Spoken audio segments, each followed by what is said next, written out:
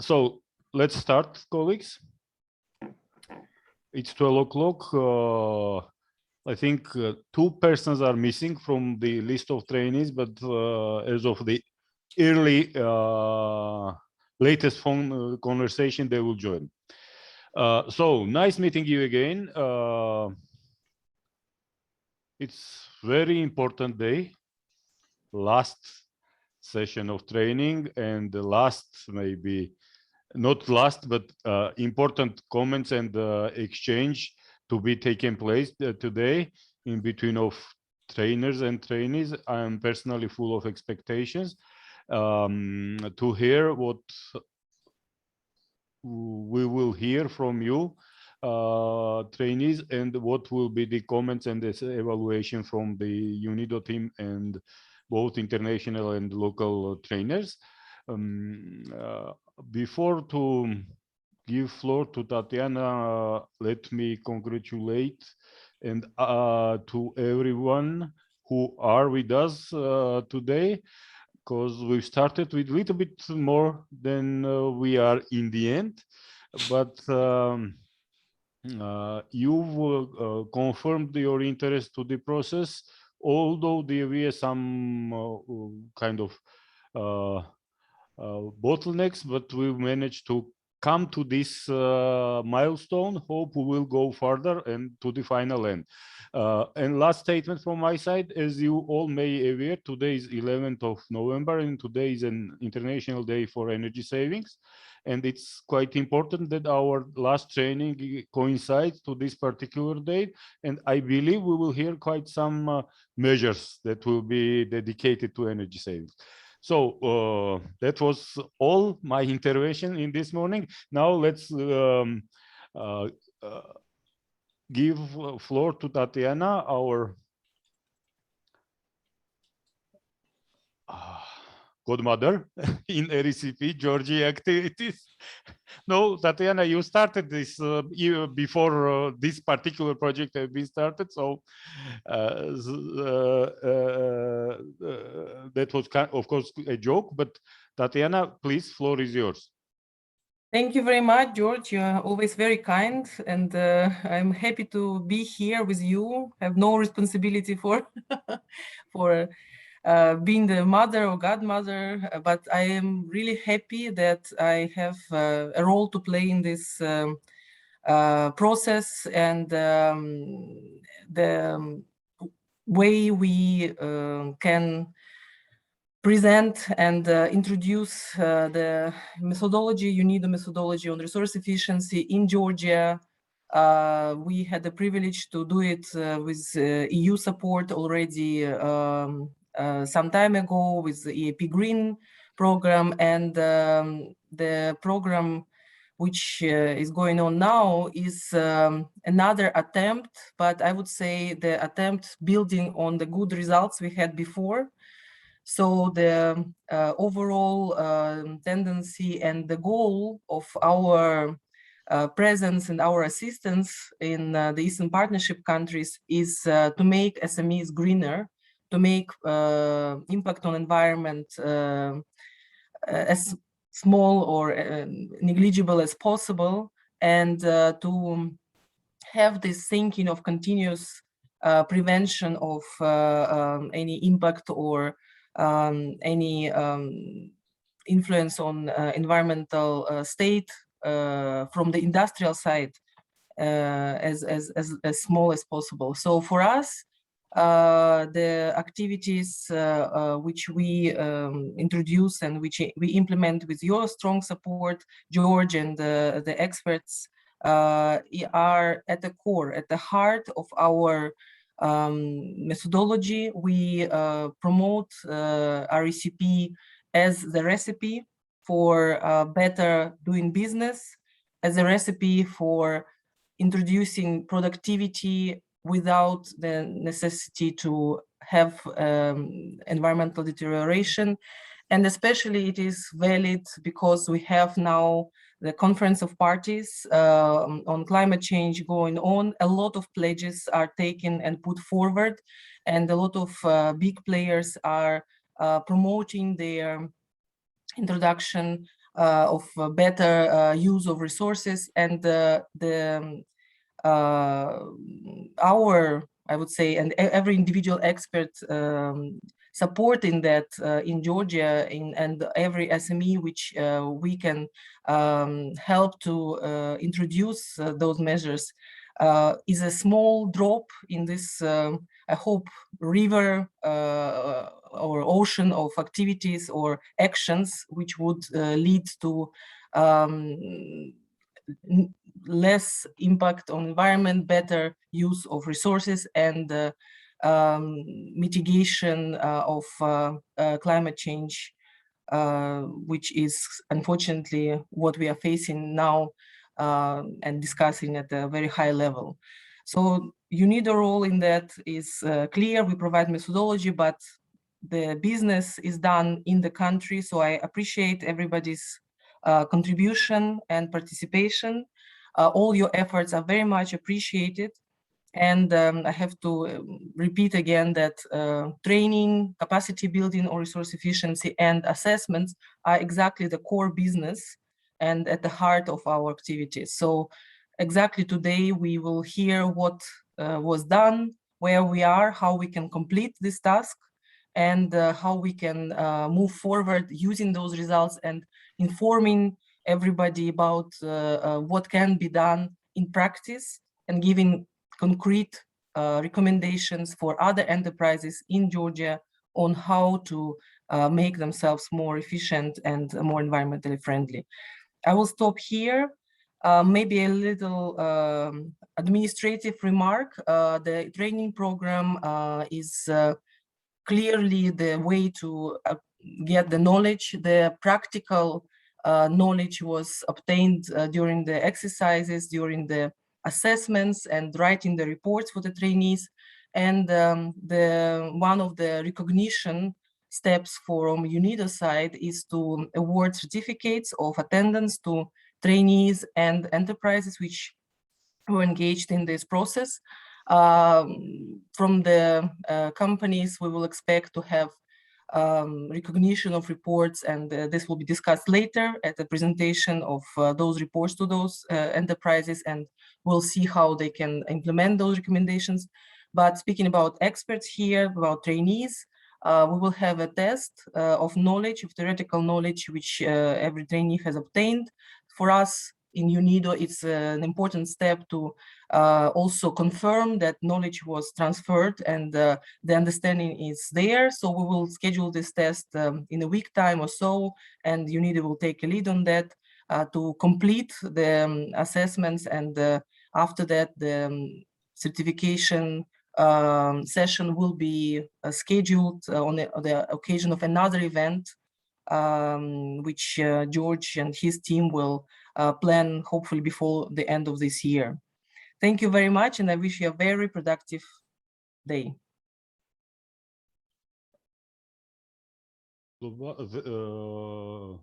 Thank you, Tatiana. Sorry. Thanks a lot. I am very full of expectation to start this day. That is result of hard and heavy work of our international trainers. And Sergey, thanks for that. And I hope today and will kind of sum up all your efforts, and they will be satisfied, if not happy. At least they will be satisfied with the results we will hear. So Sergey, thanks once more, and please, floor is yours. Thank you very much, George. Thank you very much, Tatiana, for inspirations you gave us for this important day. It's my pleasure to see you all here again. We have been in touch a lot in the previous period. We have seen each other a few weeks ago. We discussed a lot on emails, and I really enjoyed our cooperation, our exchange of knowledge, because it's a both way. We share with theoretical competence and theoretical expertise to give us some practical insights from Georgia. And now is about we need to finalize the results, the outcomes from our training. And our training is practical, so we have to show our knowledge, new knowledge and competence converted into some practical measures, practical assessment through our reports. And look forward to hear you all, my dear colleagues from Georgia. At the beginning, I wanted to give a brief outlook, brief review of our way to today, of our road to 11th of November. I will give you a few slides and remind you what we have done and why we have done this. Let me upload the presentation.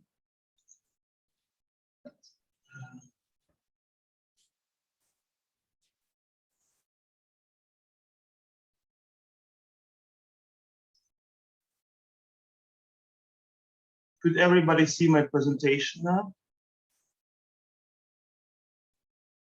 Now, yes. Yes, we can see it now. And now it's a right mode?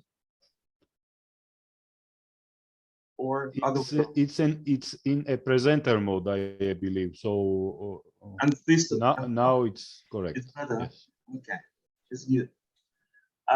So I will give you a few slides as an introduction to our main event, which is your presentation. You will be the main soloists here, but I will just take some time, few minutes to introduce to what we are going to do today and to look a little bit backwards what we have done during the program.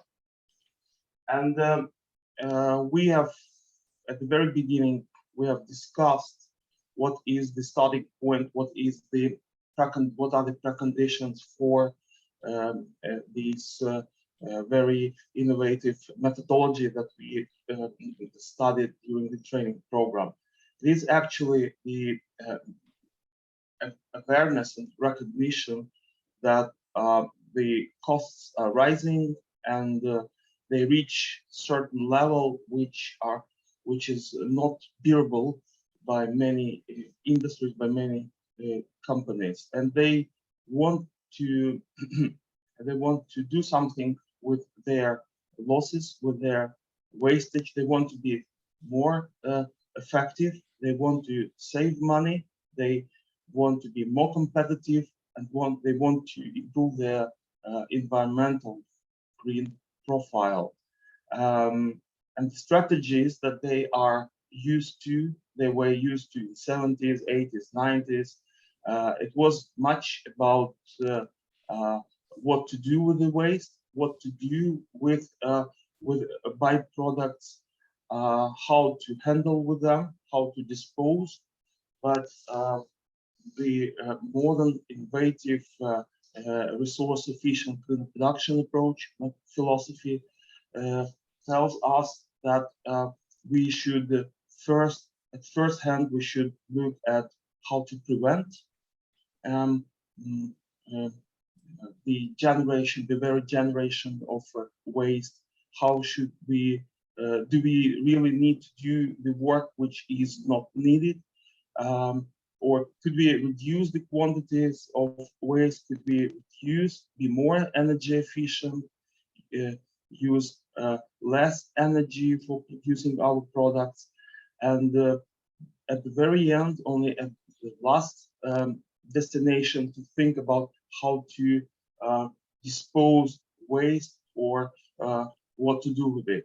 At first hand, we were thinking we want to avoid or minimize the generation of unwanted products.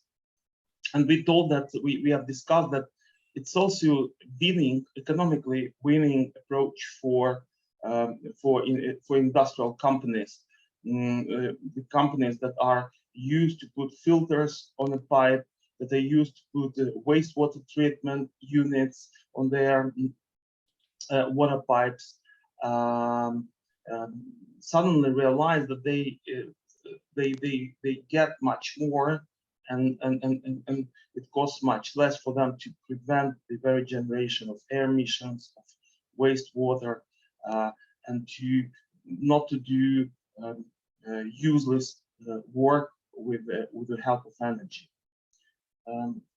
So we have discussed that at first hand we are thinking, what could we do to avoid or minimize inefficiency, to reduce the quantity of materials that we lose, to reduce reject rates, to do everything what we could do to prevent generation of unwanted products. And here it comes the methodology which we went through, and this methodology is a little bit, it's quite unique, it's unusual for example, for myself, who studied environmental management in end of 80s and beginning of 90s, where we have not been thinking so much about the process technology, the process itself, but we have been studying and thinking about application of equipment, of controls that will handle with existing waste streams. No, this innovative methodology is about the production process, is about technology, is about the way we are controlling our industrial processes. It's about the way we manage our personal. It's the way we account, we measure what we are doing at the company. So it is about the improvement of industrial processes rather than looking at the consequences, at what is the unwanted result of our production. So we have discussed that this is a structural look at our production processes. This is about the resource efficient, cleaner production at the industrial companies. And here there is a methodology of how to apply this approach in practice. It is a step-by-step approach. If you are very experienced, if you have been working at your company for ages, you probably know pretty well what comes in, what comes out, what are the processes that convert your raw materials into useful products. But as external experts, who you actually are, you probably don't know so well the what happens in a company where you're going to work. You probably you're not always an expert in specific technology, but you are a specialist on methodology, on how to apply cleaner production, on how to step by step assess, analyze production processes, identify opportunity areas, and to develop viable, economically viable, and environmentally, technically viable measures. It's a step-by-step approach where we first look at the company as a whole, we collect information, we look at in general what comes in, what comes out, and look at the process flow charts. We go through the company processes, try to see what happens there, speak to the personnel, collect production data, production statistics, and then put together all this information, try to understand what happens in the company, how it happens, and what is mostly important, why it happens. And then step by step, we would arrive at understanding what are the what flows are coming in and what flows are coming out the companies, flows of useful products, of useful raw materials, but also flows of waste, of something that we are losing. And we would, by applying key performance indicators, by benchmarking our production processes, by collecting information from best practice reference documents, by applying our technical and managerial knowledge and environmental knowledge, we would step by step come to an understanding where the main costs for the companies, for the company, who your company are located, where we spend most of our energy, and if we work effectively, if we work efficiently, or where and what do we lose.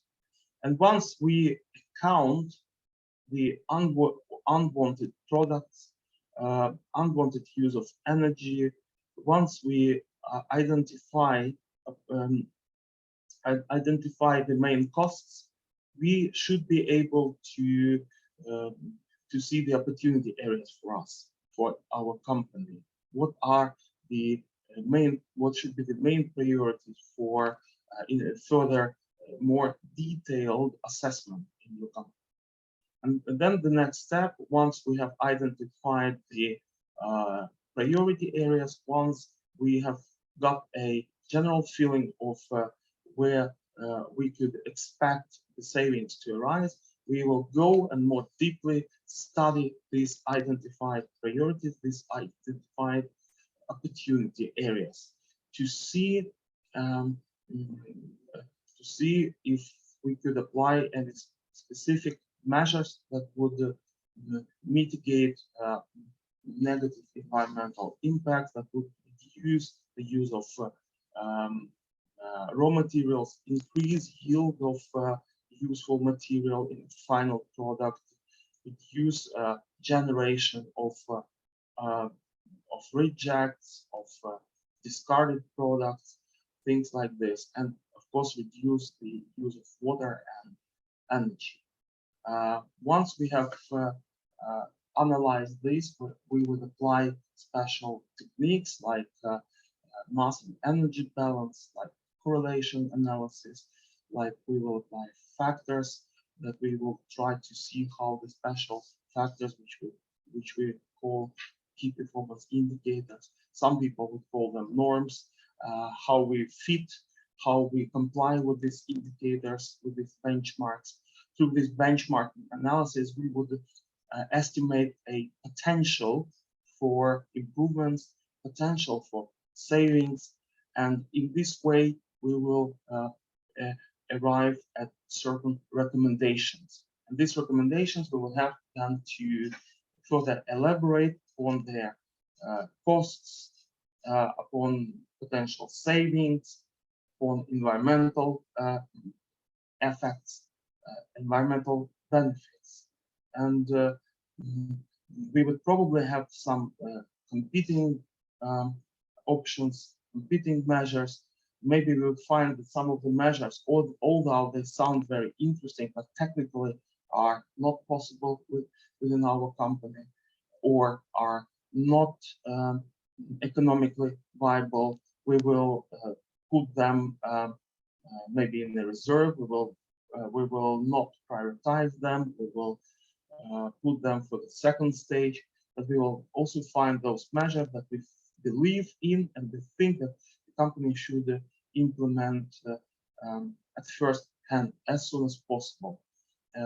Often these measures would be low-cost measures and would not involve significant investments. So through this step-by-step analysis, we will arrive at certain plan, implementation plan, that we will be ready to present. And in many cases, we work as a commercial organization, as a consultant, as an engineer, and we will have a client to whom we have to suggest our recommendations. We have also discussed during our training session that there are some standard practices that help you. There's a lot of experience accumulated so far. There are your company is obviously not alone. There are similar companies that have probably done cleaner production projects before, and this experience has been accumulated and available somewhere, and you will probably find several standard practices, standard approaches. But the main categories that we are looking at is the production process, is what we could do if it's a technology which is a problem, is it wrong raw materials that we use, or maybe people are not well trained, which actually some of you have indicated in your report, or maybe we could recycle your waste on the site, exactly on the site, which also some of you have proposed in your reports. So through these standard practices, this is kind of a tool for you to generate options or measures for your project. This is what we have discussed. This is a key points of the methodology. Now, this is what we have done through the program period, and I'm very happy. Now it's about 11 months since we worked together, and our purpose is to develop our capacities, or enable your initial knowledge, experience, and capacities, and so that you would be able to apply the methodology on other companies in your working practice, and so that through this program you will develop some competence, some knowledge and understanding of this methodology, and you would be able to apply it and show that it really works in Georgia. And the approach, this philosophy is unique, of course, but it's also generic. So it should work in Georgia, and we should show this. And I think our program is expected to provide an evidence that this methodology, this approach is well applicable, it brings benefits, and its advantages for Georgian companies. So we have done this in a very practical way, where we have combined training and coaching, and you have been all over the program. You have done a lot of practical exercises, and this combination of practical exercises and more theoretical lectures is something that aims to give you practical skills, provide you practical skills, and give you ability and tools to do this on your own in your further professional life. We have met with you several times during training sessions. We have had several encounters with the plenary sessions, but we also met several times during individual consultations, and you work even more with the Energy Efficiency Center of Georgia in the period between the training sessions, in between the individual consultations. So we have done a lot of work on different directions, and I'm happy now to meet you once again, and I feel like that we know each other for many years, And I hope that we will continue being in touch in the future. Now, what I want to also point out is that it was not very easy to work together, you know. We went through a very difficult period, and we had to work in teams, in groups. And I'm happy that the groups still exist, and they suggest, they provided, prepared the reports, and they showed that they are viable. It was we met with each team regularly, and of course I could see with whom I've been speaking at the most, but I'm sure there was a lot of work within the group that I have not noticed myself. And I hope that you will continue exchanging information and being friends with your group mates. What was a bit special in this program is that we have had you as external experts, but you don't work at the companies. You are supposed to be experts, external experts to the company that come and advise them on any issues related to resource efficient production. We have had several companies. They were also present on our first training session, partially, but then at the second training session, it were only few external experts. The companies themselves also have had pretty tough time last year.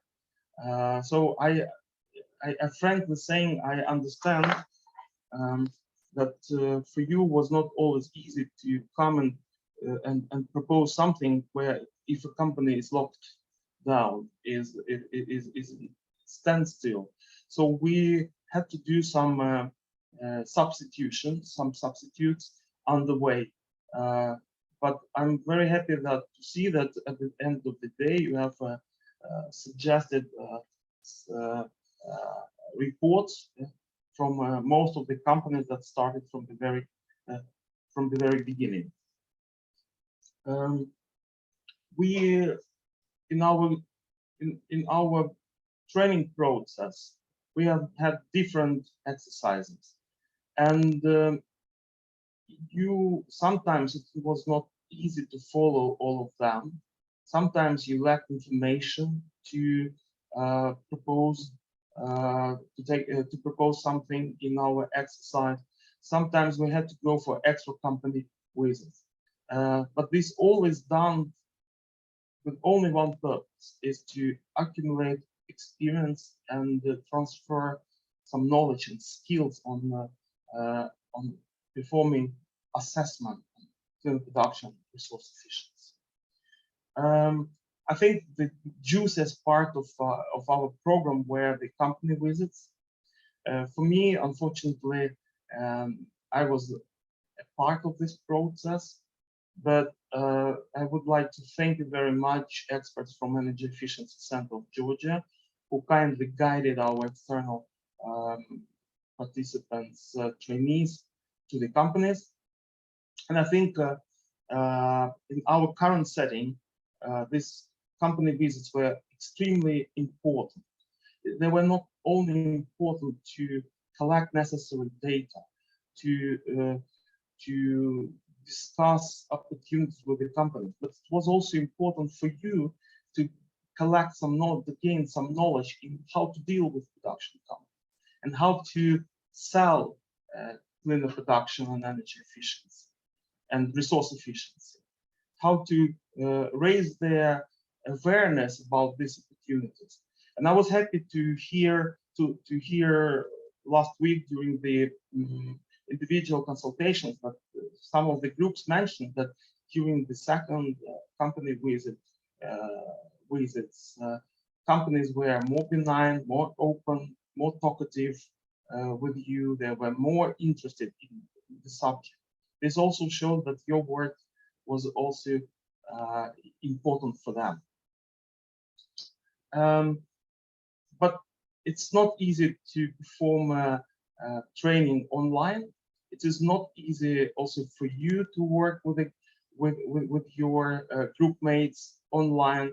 So I think an important lesson is that a good planning, good ability to prepare written materials is very important in these difficult circumstances which we have faced. And I have a stomach feeling that more or less we managed to address these problems of lockdown, of being separate from each other. Each of the group managed to deliver a report despite the fact that they were not able to visit, so to meet with each other and visit the companies as frequently as they wanted. So I think now it's enough about what we have done during the training. Now we should listen to you, my dear colleagues, respected colleagues, and to listen to the final outcomes and results from your more than 11 months long work. Just very last moment, I have tried to summarize the measures that we have proposed and you have proposed, my dear colleagues, and it looks like that the main winner is energy.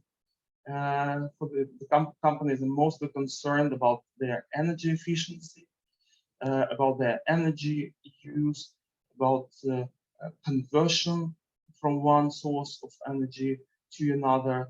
But maybe we should also look more carefully next time at raw materials, at wastage, because these issues sometimes it looks like are undermined, but we all remember that the waste costs often more than we believe, that we are aware of. So this time we have been focused very much on energy, but maybe next time we will address more attention to production processes themselves. Thank you very much. And now I think we could start with the companies, with the projects presentations. And I just wonder if the group number 1 is ready with the slides and ready to present their project. Yes, of course, we are ready. And maybe I will stop my presentation and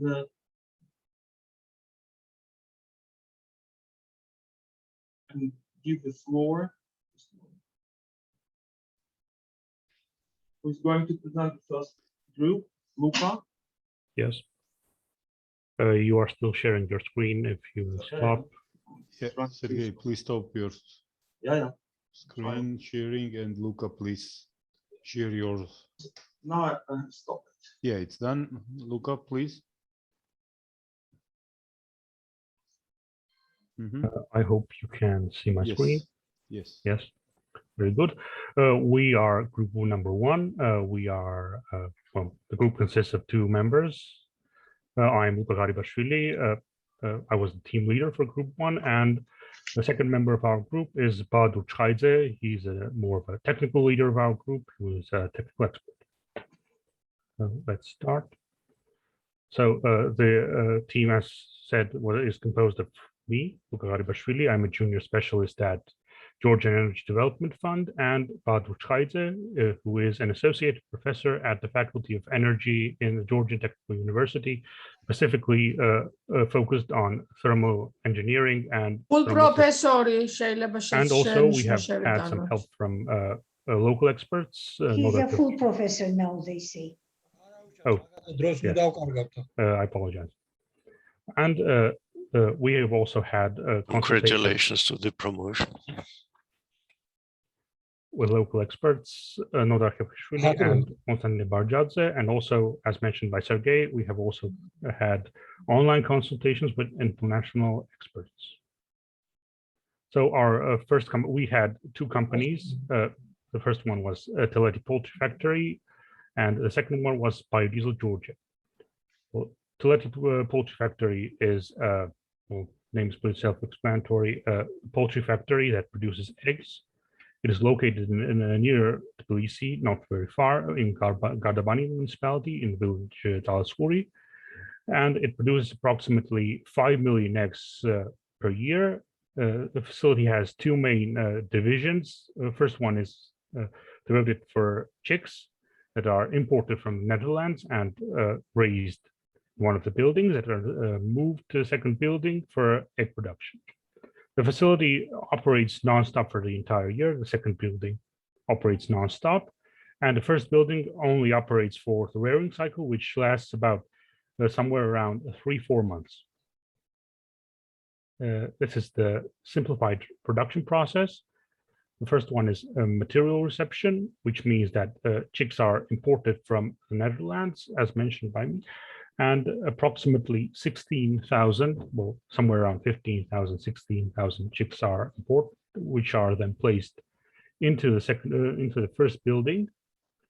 And during this period, this is on average somewhere around 4 months. It depends on cycle. It lasts about 16, 17 weeks, maybe less, depending on the production and the number of chicks.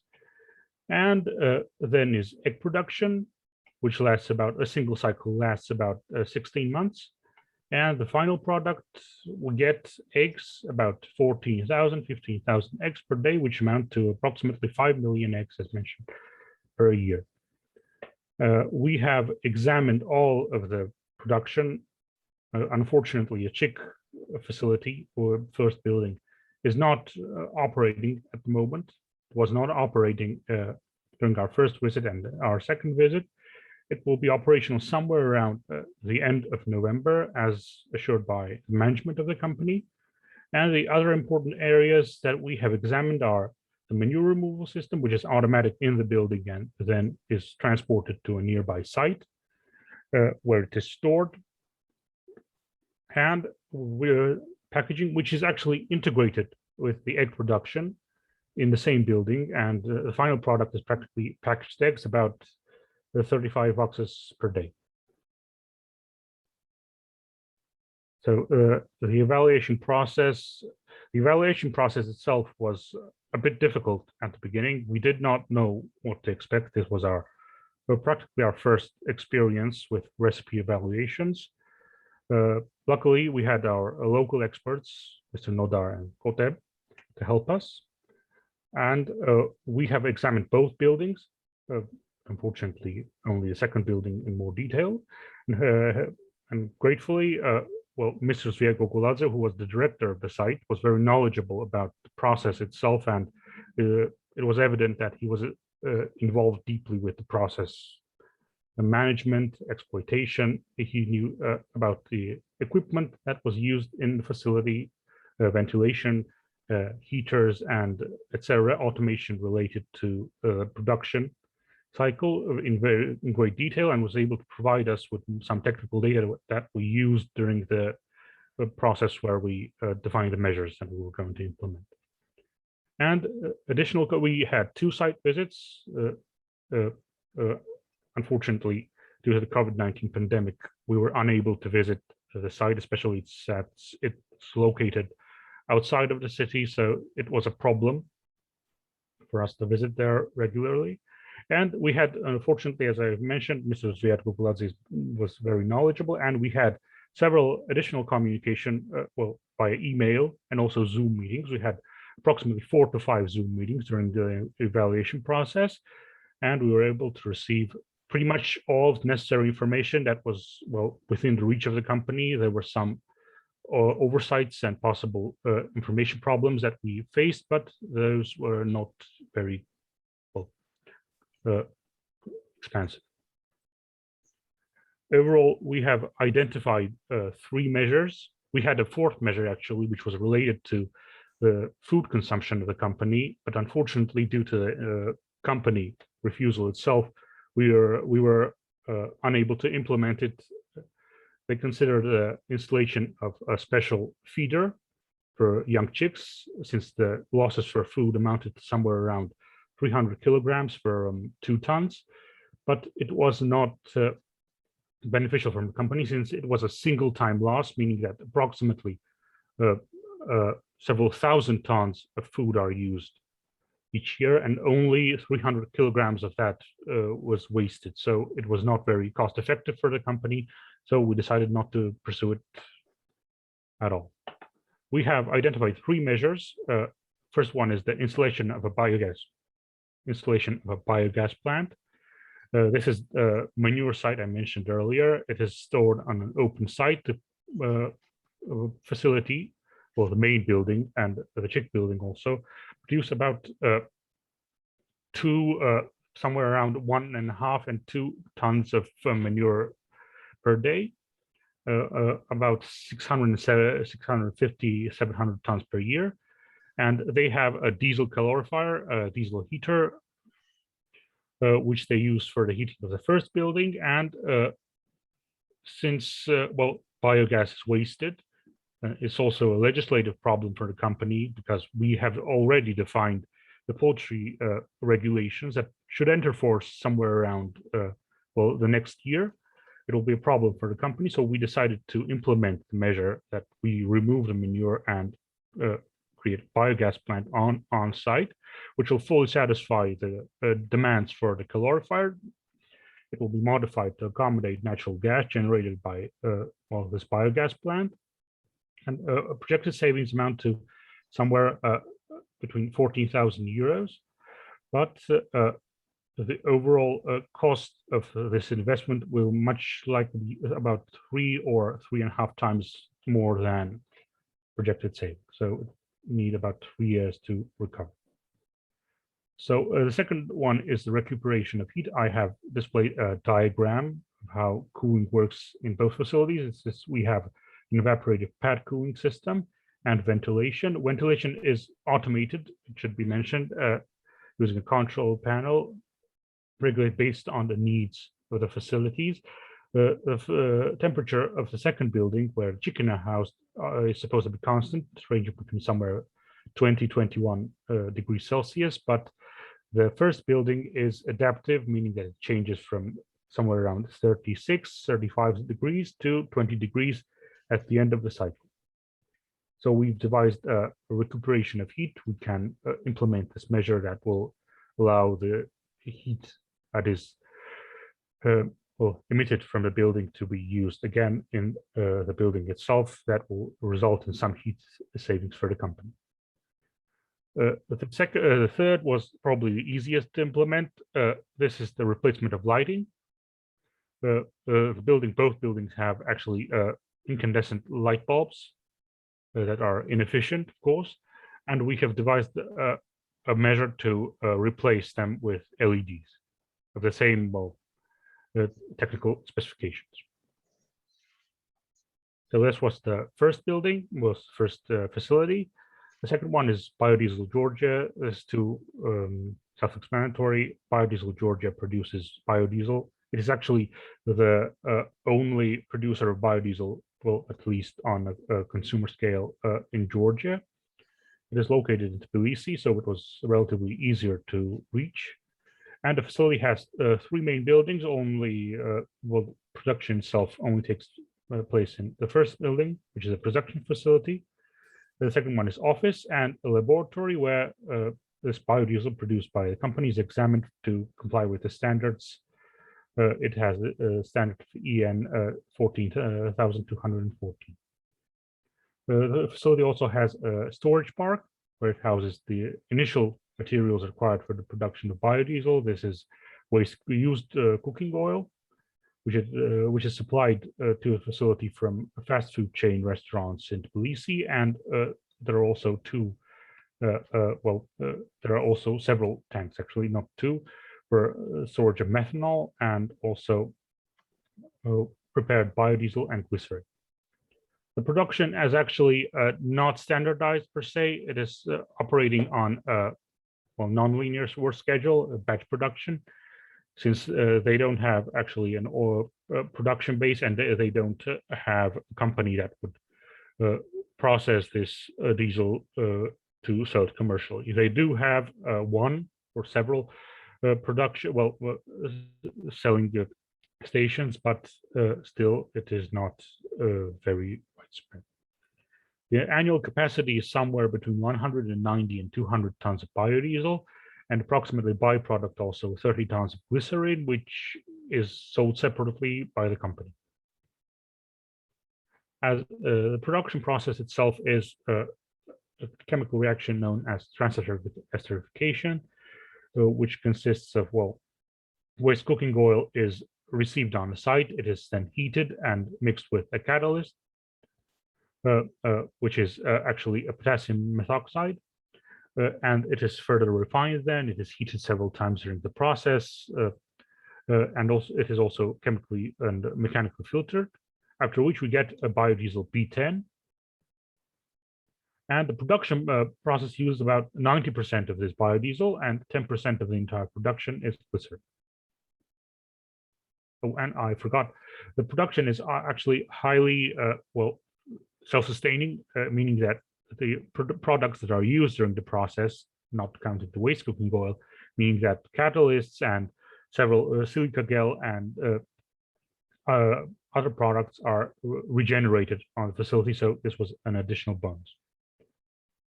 So we have evaluated more, actually a bit more than the Little Poultry Factory due to some problems with the communication with management. We have visited the site 3 times.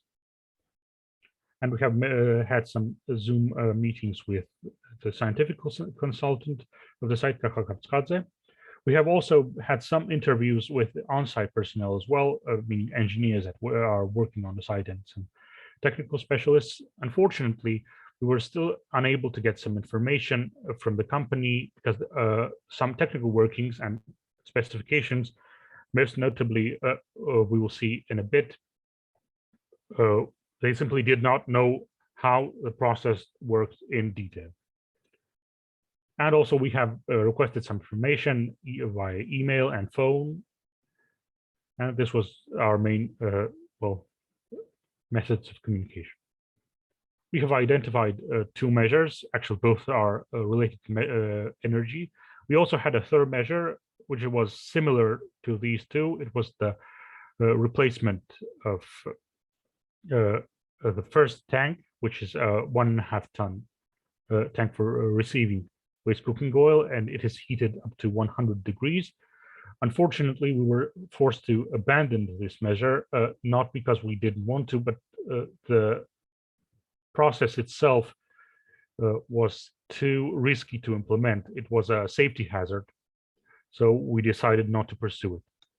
So the 2 measures that we have so far considered is the replacement of the inline heater, which heats the initial receive, meaning that the initial mix of waste oil and methanol to up to 60 degrees. And the first one is the replacement of the air heater. Unfortunately, I mixed up the savings. It should be 16 gel here and 8 gel here. The air heater, which is very inefficient. We have identified that this entire contraption that heats the biodiesel already to 130 degrees is inefficient. It uses a system which we couldn't understand, actually. The water cooling system, as I mentioned, we simply did not have technical specifications because it was not something that is standardized. And we tried to ask this information with scientific consultant and on-site personnel. However, only technical management, the technical director, knows apparently this information. We were able to get in touch with him. However, we were unable to hold a meeting in person or online to get this information that was required. And this was all. Thank you for your attention. If you have any questions, I'll try to answer it as best I can.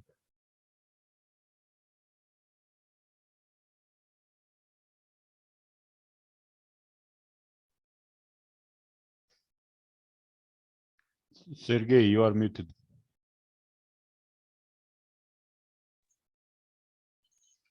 Thank you very much. It was not easy to be number one, of course, Luca, but thank you very much for your presentation.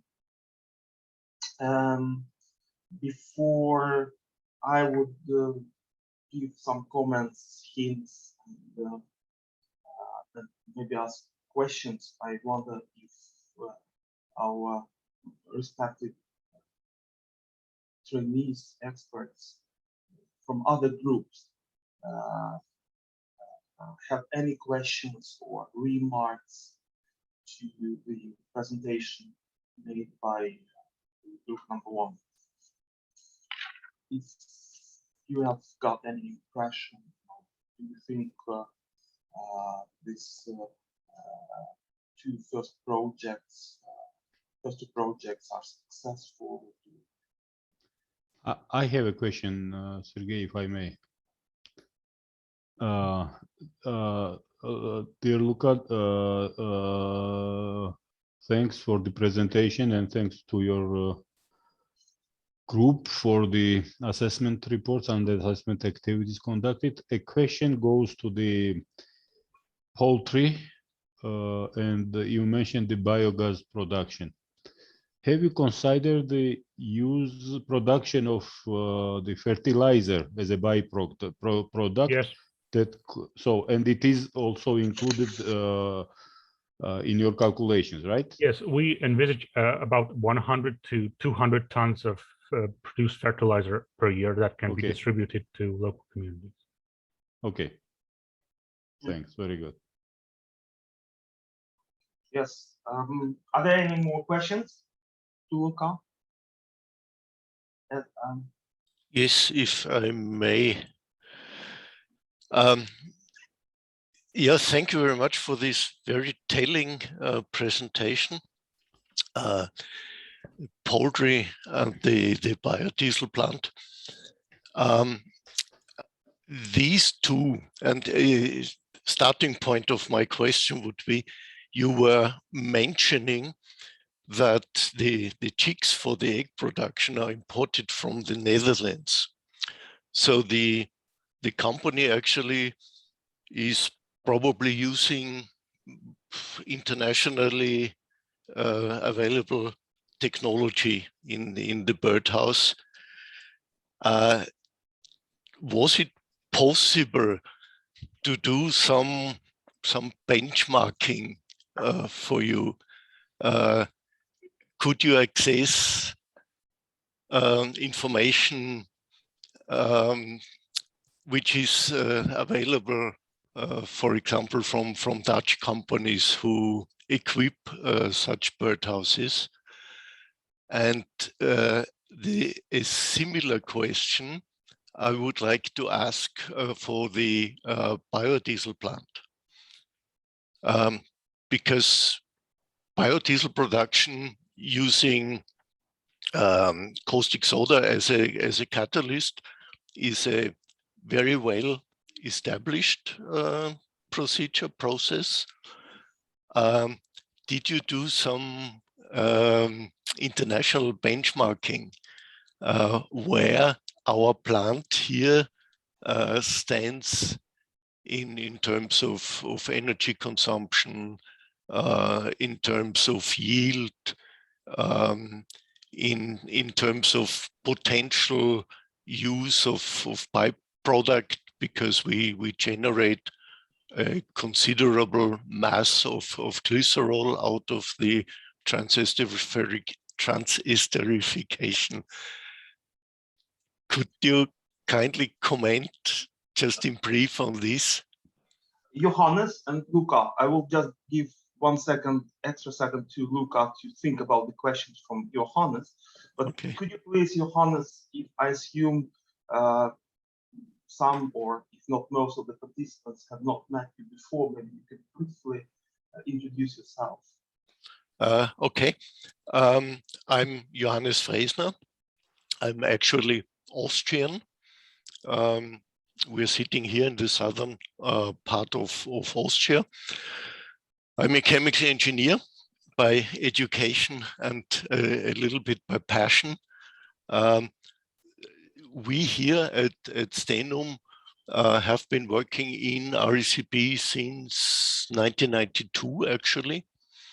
And we have supported UNIDO in various projects, and I'm glad to act as a senior technical advisor for the program with all the 6 countries. Thank you. And as such, I'm curious in what the results of the actual work with the companies were, because the strong, let's say, I think that knowledge management exchange in between the experts in the different countries and so on is a key success factor for us now, but also in the future.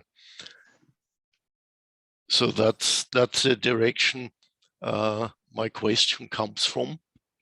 I'm basically interested in whether you were looking for international benchmarks, comparing, asking colleagues in the other participating countries. That would be the background of my question. Thank you, Johannes, for your question. Oh, yes, we were considering, actually, I would like to start with a preface. Benchmarking was by far the hardest process, I think, during our evaluation. We wanted to do benchmarking for both companies, but we decided to focus more on our region.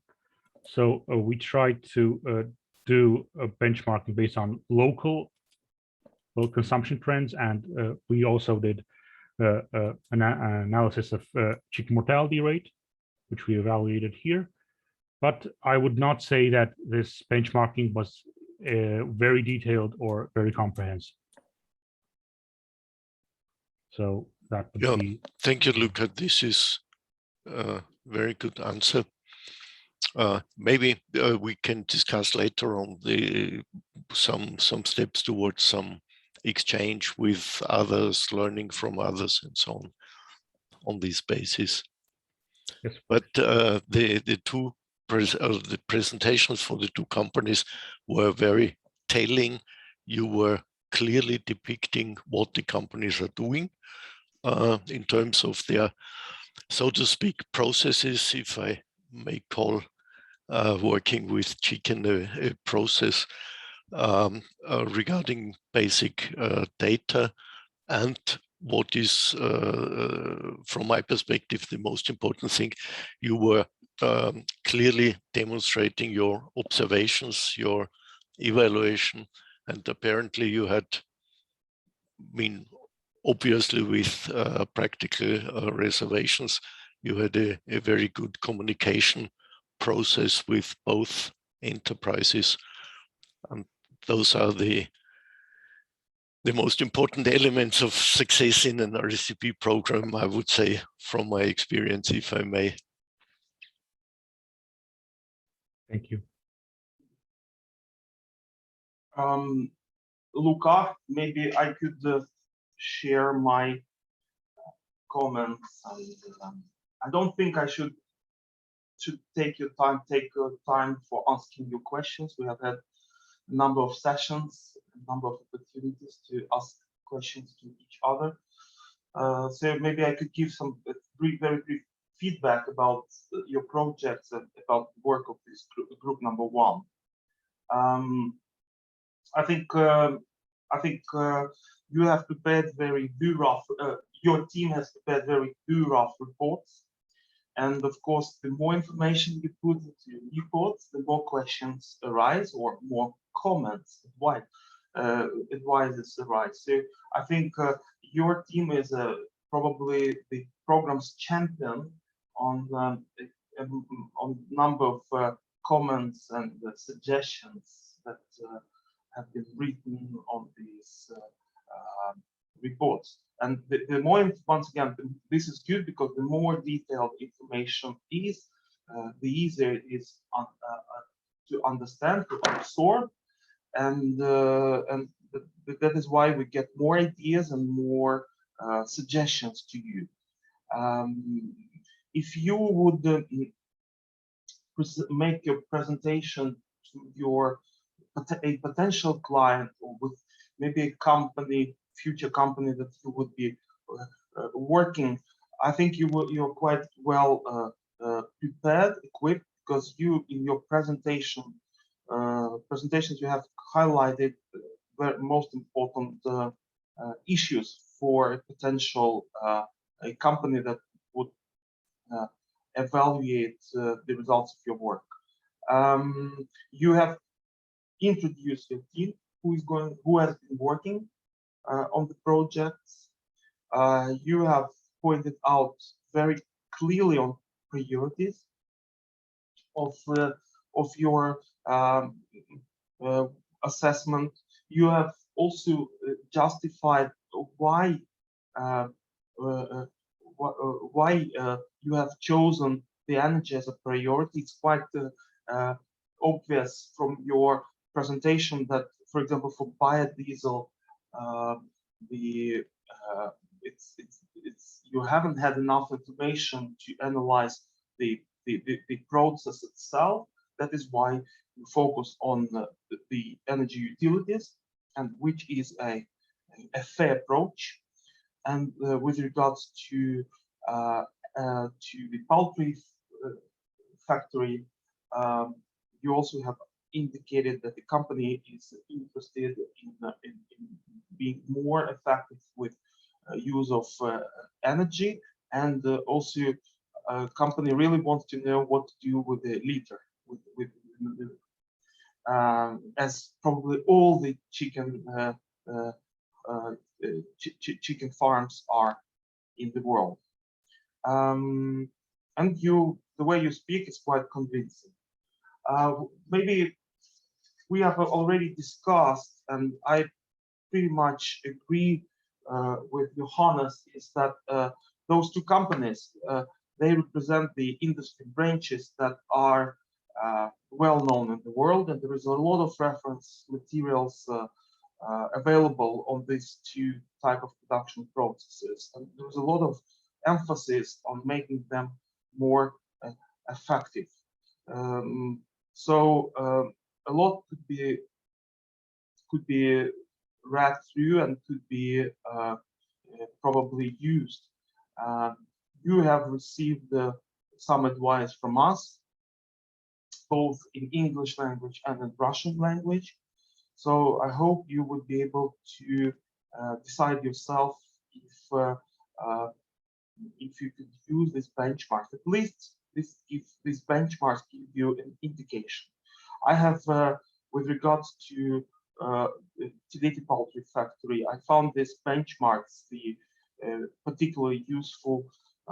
You get the benchmark, for example, of how much feedstock is used for different races of birds, for different races of chicks, and for chicken, for those who are laying hens or broiler ones. And I tried to, for example, made an exercise and to compare how much feedstock is used in Tileti with for example, the benchmarks provided by BOT document from Russia, and it seems like they advise, which is that 1.4 kilo is used per 10 eggs for that type of chicken, and whereas at Tileti it's about 1.7, 1.8 kilos, so a bit higher, on the higher side. You also receive quite detailed detailed advice on the technologies which are considered to be the best available technologies, both in European Union and also in Russian Federation, for different types of different steps of the process, and also for the manure handling. All these issues I would advise you to look through. But maybe your company management would be more interested in your first measure, which they consider to be not feasible, not being economically interested. But if they would see that the company actually exceeds the benchmarks, they would also compare the cost they pay, and feedstock is very expensive for them.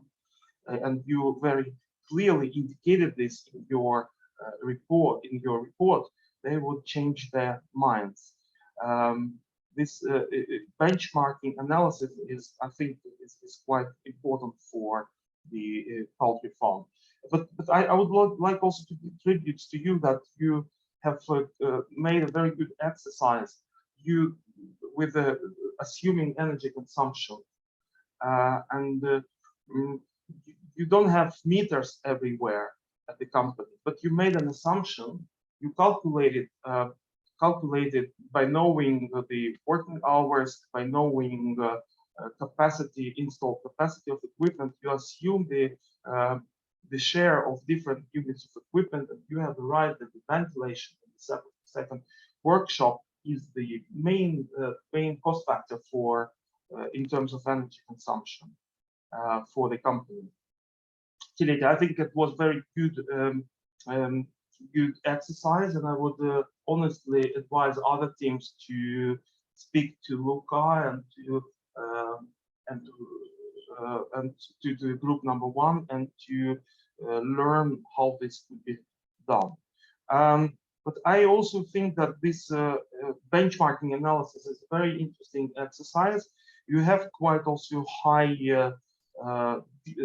rate of discard of the company, which of chicks and chicken, which is a very expensive for the company. And also you would be able to compare this rate with experience from other companies. 9% seems to be at a higher side.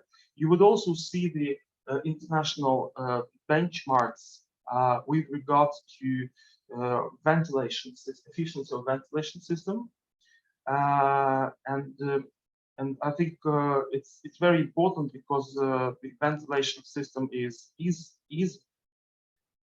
a part of heating and cooling at the company, and it costs a lot. So how this ventilation system works? Is it doing a useful work? Is circulation within the chicken houses is correct? If the concentration of ammonia and CO2 are at the acceptable level at all the time, all these issues, I think it's worth to analyze and compare with the benchmarks. But I think this is a very good start, and I will also provide some more feedback in my presentation on the project in Tility. Now I want to refer to a couple of words about biodiesel project. It's a very good description that you made about all this process, but it's also obvious from your report that you lack information from the company, and it's very sad that the company is basically stands still, and it's not possible to see. But what is important at this type of production process is everything is closed. You don't see equipment in motion. You don't see equipment in operation. Everything is closed down in vessels. So the actual site visits have reduced value for that type of production processes. But what is very important here is to make a very careful inventory of production processes and all streams that are coming in and coming out. Thankfully, the process is not very complicated. It's very well known, and you have also international benchmarks for biodiesel production, as Johannes told us. And it seems from your figures, I also tried to play with figures. It seems like that they are at a satisfactory level of yielding biodiesel from the oil which is put into the production process. They are in about, I don't remember, it's 94, 93%, which is not the best world international practice. But I mean, if you also be as a next step, be better acquainted with the process. You discuss things with Johannes, who's a chemical engineer, with the chemists. You would probably also learn the main strategies for maximizing yield of biodiesel in such production processes. And you would also realize that a lot has to do with the careful, notorious control of temperatures, of mixing efficiency, of what kind of catalyst, the quality of preparation of catalyst. This issue is issues are of primary importance to maximize the yield of useful biodiesel. This is the main task for the company, is to have a good control over the yield of biodiesel of such production process. And from your report, it seems like that it's still the way to go for the company. We didn't get an evidence that they are in a good control and carefully monitor the yield of their product. But I think the measures that you suggest are very good, and heat recovery, the report is a good start, and I hope that the company will turn into operation. Thank you, Luca. Thank you, Sergey. Of course, it's a work in progress, so we are constantly improving the report as we go. Yeah, you have received the comments, written comments of your report, right? Okay.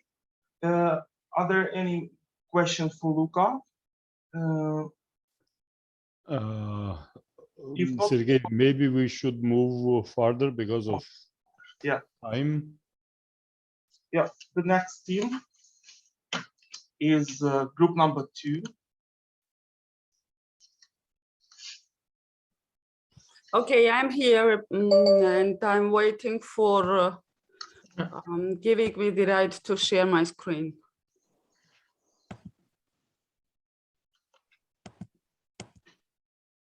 I think you should have a right already. Please try it again. Okay.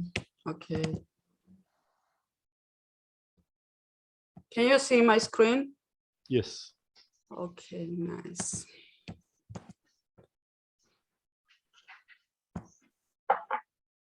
Yeah, this is our projects, LTD Lagodekhi Aptoxa and LTD Vaziani Winery. My name is Lali Kipshidze, I'm the team leader, and our second number was George Mamukadze, who was engaged in this project as well. And we were working on 2 projects simultaneously. However, the first was agricultural project, which was not continued further due to some problems, like it was not functional, and this project was replaced by another agricultural project as well. Now let's move on about the LTD Lagodekhi Aptoxa. Well, this company operates since 2002 and was renovated in 2019. It is located in Kakheti region, Lagodekhi village, Kabal. Annual annual production totals 168 tons of asphalt annually. Maximum production capacity, it has 120 tons per hour. Energy sources used natural gas and electricity, employs 22 persons, 60 seasonal workers whenever they have big workload. Distribution is among local market suppliers or tenders, state tenders. Production process is based on heating of heavy oil and sand material. They have equipment, 10 electric motors, oil boiler,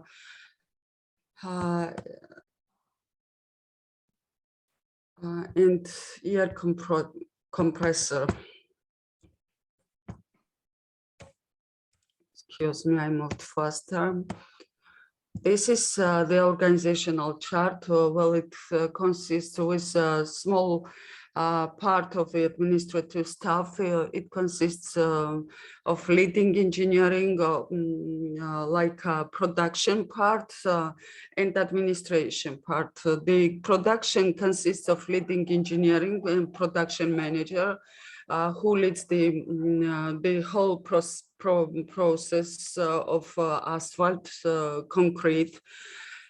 And the administrative part does its administration tasks with accounting, staff members, HR inspection, etc.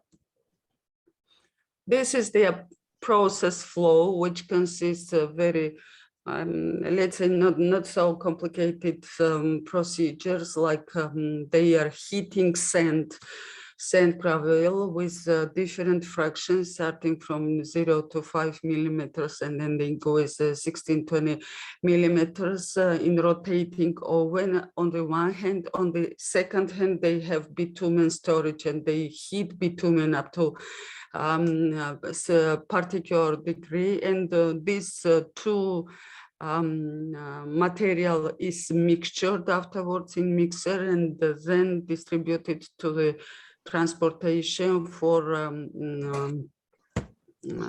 locating them at particular spaces.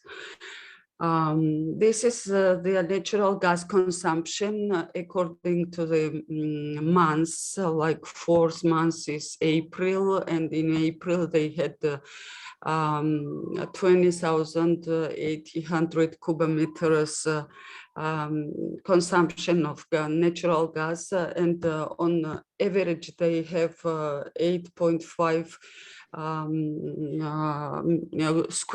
cubic meters spending on per ton. And this is the whole picture, like annual gas consumption. This is production process, which consists of raw materials, bitumen, stone, soil, limestone, drinking water, and natural gas and electricity as consumables. And as a result, we get asphalt concrete 40,255 tons. Raw materials costed 160,000 and consumables like energy sources, so we are up to 130,000, and in percentage distribution it was 55. So 55% was distributed to the raw materials, and up to 45 was consumables.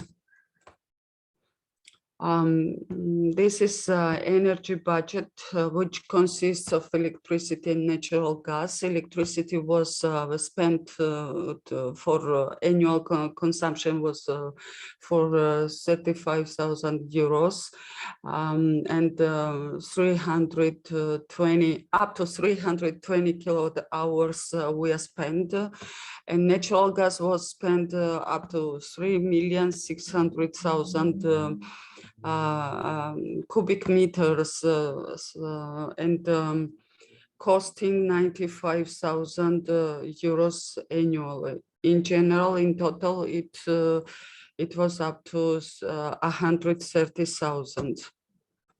And this is pie chart of energy consumption and energy costs. As you can see, the main portion of spending in terms of energy consumption goes to the natural gas. Natural gas is in blue color, and it is the biggest portion of spending of energy. And in terms of cost, again, cost in euros, it is much larger. You can see the blue portion of the spending, which consists of 95,000 up to 96,000 euros. Material balance of priority flows looks like that, that we have bitumen up to 2,400 tons and stones, so 37 tons, limestone 800 tons around, and in total we got the concrete of 40,250 tons. And both sides are equal. In these terms, we do not have any waste. Electricity, these are key performance indicators, so-called KPIs for electricity and natural gas. For electricity, it's 7.9 value. And for natural gas, kilowatt hours per ton. And for natural gas, it's 9.1 cubic meters per ton. The following events were arranged in order to reduce energy spending, especially for heating system. And you can see that there are three main directions in this project. Like the first was bitumen and sand gravel storages were in the open air. So this material was how to say, that they were like under the rain and snow conditions, so that they even costed even much larger portion for heating, because they first of all they needed to be drawn out of water and afterwards heated to specific temperature. Natural gas and electricity, due to open storages of raw materials,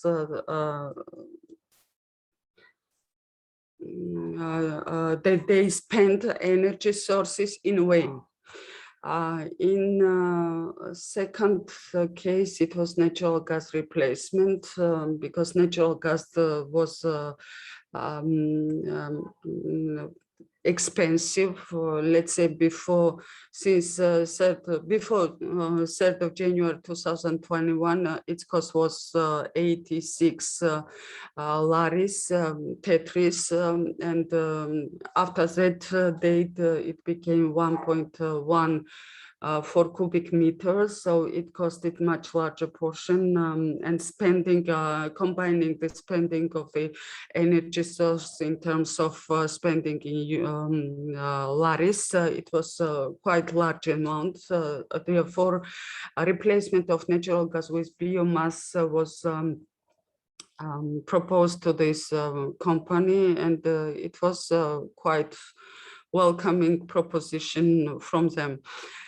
And the third was bitumen tank installation, because this bitumen tank is also in the open air, and in terms of freezing temperature, it needs much more energy in order to be heated to the condition that it can be mixed up with the sand gravel.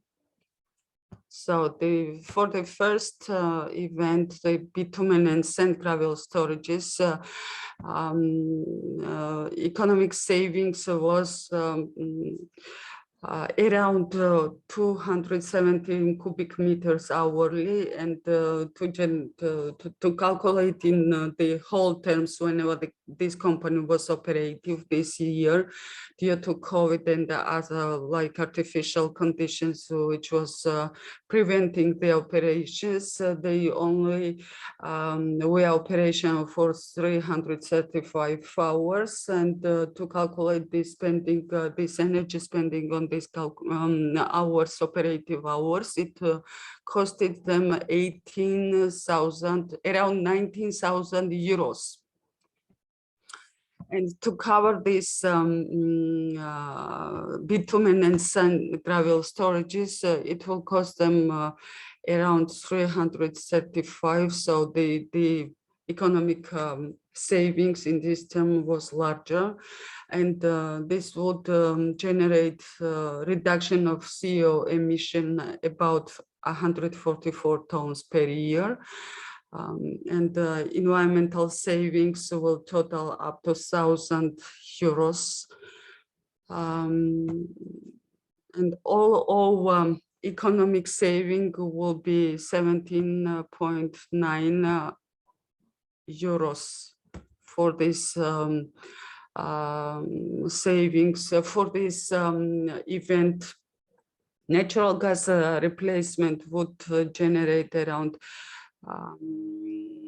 environmental savings in quantity of 364 tons emission will be reduced in a year.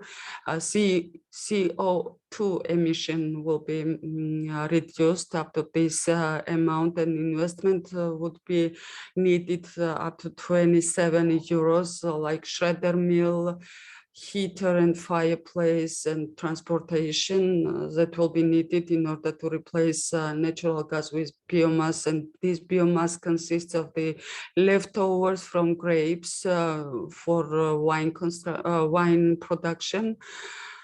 And the payback period for this event would be around this will be this payback will come in less than 1 year, and we will have surplus in about 9,000 euros. And bitumen tank installation, economic saving in this term will total yearly savings will total 369 euros. However, this CO2 emission will total 2.8 tons, and the installation material will be glass wool, so-called glass wool, which costs around 3-4 euros per square meters, and we will need up to 1,600 Georgian laris for the whole cover, which totals 440 euros around, and total redemption time payback period is around 1 year, so around 1 operational year, totaling 390 hours. This saving catalog also shows that we have investment, what is the cost of savings, like investment needed, and what is the savings per investment, and this is payback period. Overall, the action plan was suggested to replace this, not only to replace natural gas, but also to cover this bitumen and sand gravel storages and bitumen tank installation, and it would take around 1 month. And as a result, total economic savings for this project would total 55,500 euros per year. This was the end of the first project, which was quite time consuming because we are going there in terms of different seasons, and sometimes this Lago de Chiaptaxa was suspending its work operations because they were waiting for some tendering tenders and projects or suppliers, and this all COVID pandemic was also affecting the whole process of whole working process. Therefore, they have many like suspensions in operations, etc. Because this project, this company has huge capacity, working capacity, but it's not fully loaded due to these obstacles and limitations with tendering and with different sorts of like environmental permits and like storage materials, etc., supply materials as well. Our second project was Vaziani Winery, which was, as I already told in the beginning, which was replaced in the middle of our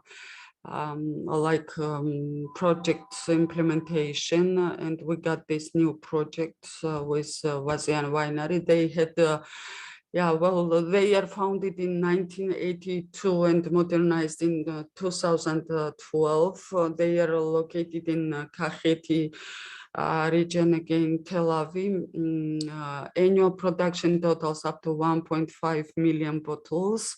Annual turnover, it's about 12 million euros, and they are using natural gas and electricity. Natural gas is in small quantities because they are not boiling anything there. Main consumption of energy goes to the refrigeration system, and employees, they have 20 persons, and 150 persons are seasonal workers.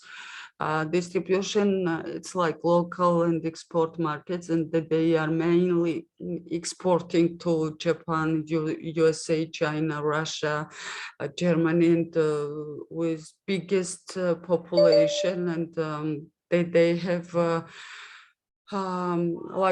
quite big segment of export markets and production process. As I already suggested, they have main energy consumption in refrigeration system for special regime, for keeping up special regime.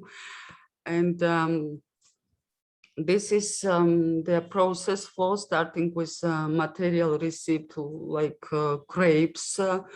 And they have the first operation goes to washing of these grapes, the biggest, the main raw material in this case, and crushing the grapes. The second step, this third operation is converting into wine. The fourth operation, wine bottling and packaging. And while converting into wine, in this sense, that they have refrigeration systems coming up in the play, and they have much energy sources in exactly in this step, like operation number 3, and they have energy losses, especially in this step as well. Sorry, Lali, sorry to interrupt you. You have 2 minutes. Yes, I'm finishing up. And final product is produced as wine, bottled wine. The main suggestion in this term was replacement of old refrigerator, because they have big problems with this refrigerator, and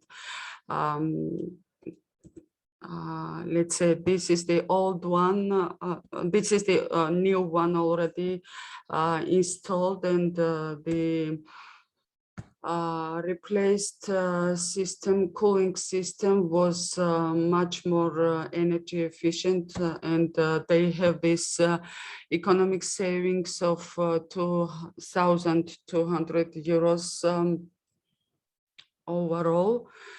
and annual reduction of 2,800 kilograms of CO2 emission, and annual savings was 27 kilowatt hours electricity. In total, this refrigerating system cost 60,000 euros, and the payback period covers 26 years. So to say, because costs of saving was 2,200. And these are the pictures, how it looks like now. And this is the end of our presentation.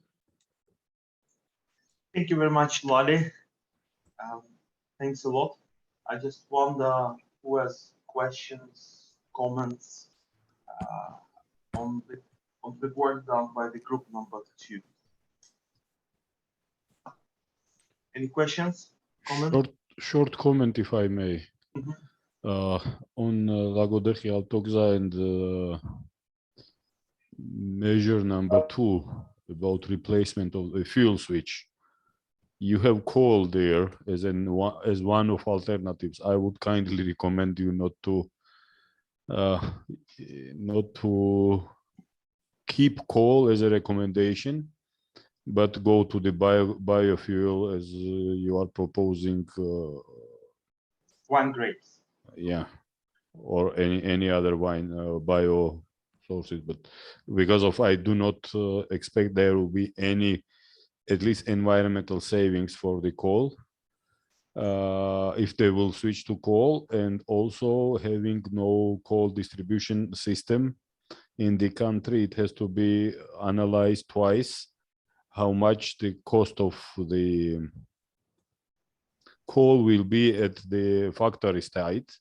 The price of the coal in the coal mines, it's okay, but how much they will cost to the factory gates, that has to be calculated, and based on that calculation, you have to suggest, I believe you have to suggest that savings to the company. To the best of my knowledge, there is no any coal distribution and delivery services in Kakheti for the coal as of now. So this is only comment from my side. Thanks. And George knows about Kakheti. Knows well.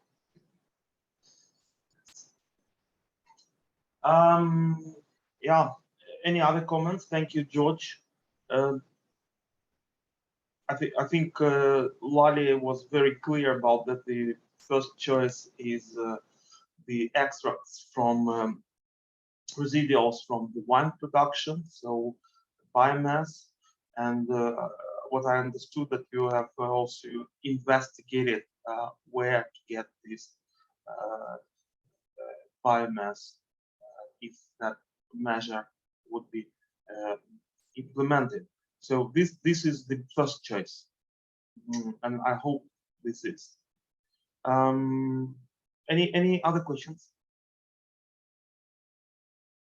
I could just very briefly thank you, Lali, and your colleague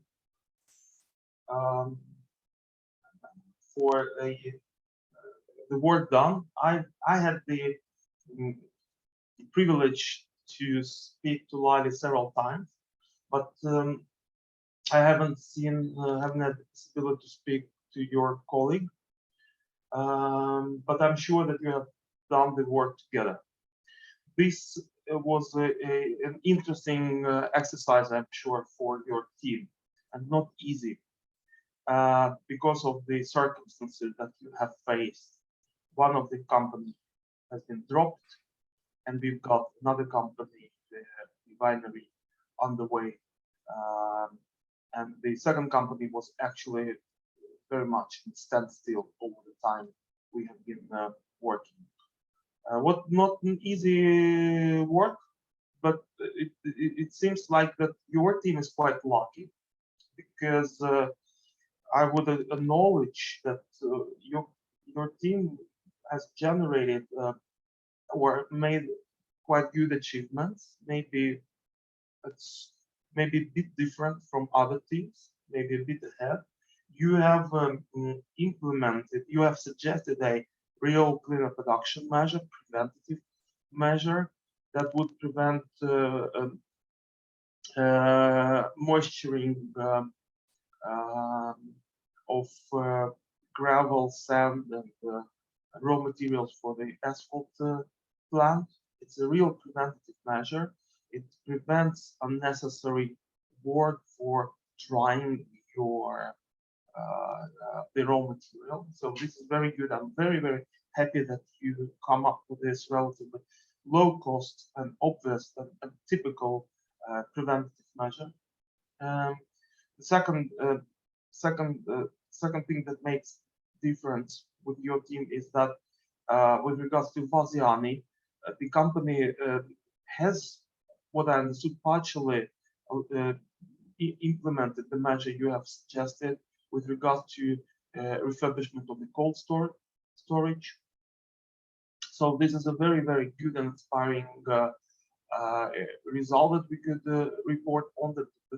One of the measures that has been discussed and developed by your group was put into implementation.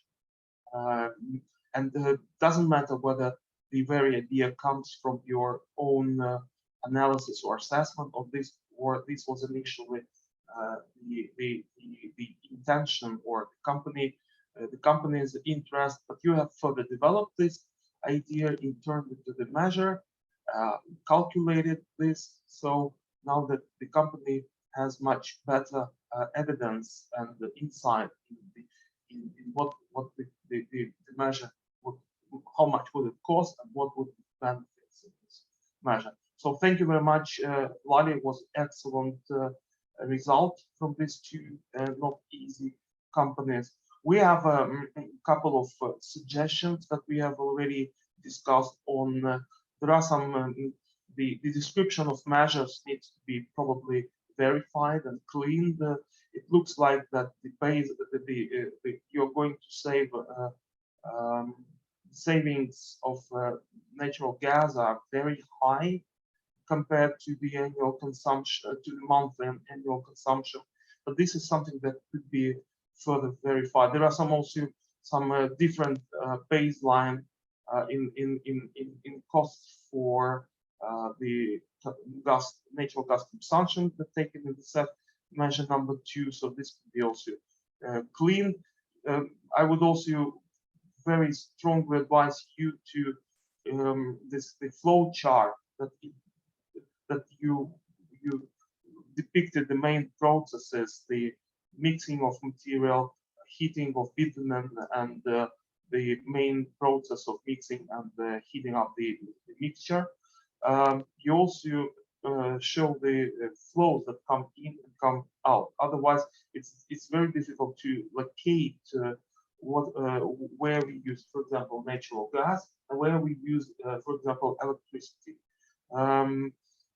And the very, very final comment is that there are lots of strategies and approaches with regard of asphalt production. There is lots of information, and you basically what you need and what you could advise to your company in your report is that a careful management, measurement and tracing specific energy consumption as per main units. You have only, I think, 2 or 3 points where the energy is used. Is very important. So the O1, the best practice, should have its own measurement unit, its meter, and also the facility where you warm up bitumen should also have a separate control and documentation of how much energy is being used for warming up bitumen. So that this is a good practice, and this is something that you could advise your company as a further strategy. And of course, but where you have heating processes and where the company is not working at full capacity, and you actually mentioned this in your presentation, that the company is working at a very low capacity, the first thing to do, as for me, for example, as a thermal engineer, is to thermal engineer is to control efficiency of natural, for example, natural gas consumption, or efficiency how the electricity, how effectively the heater running on electricity is using. This should be monitored and measured and monitored, and then you would be able to see if for example the combustion burning of gas is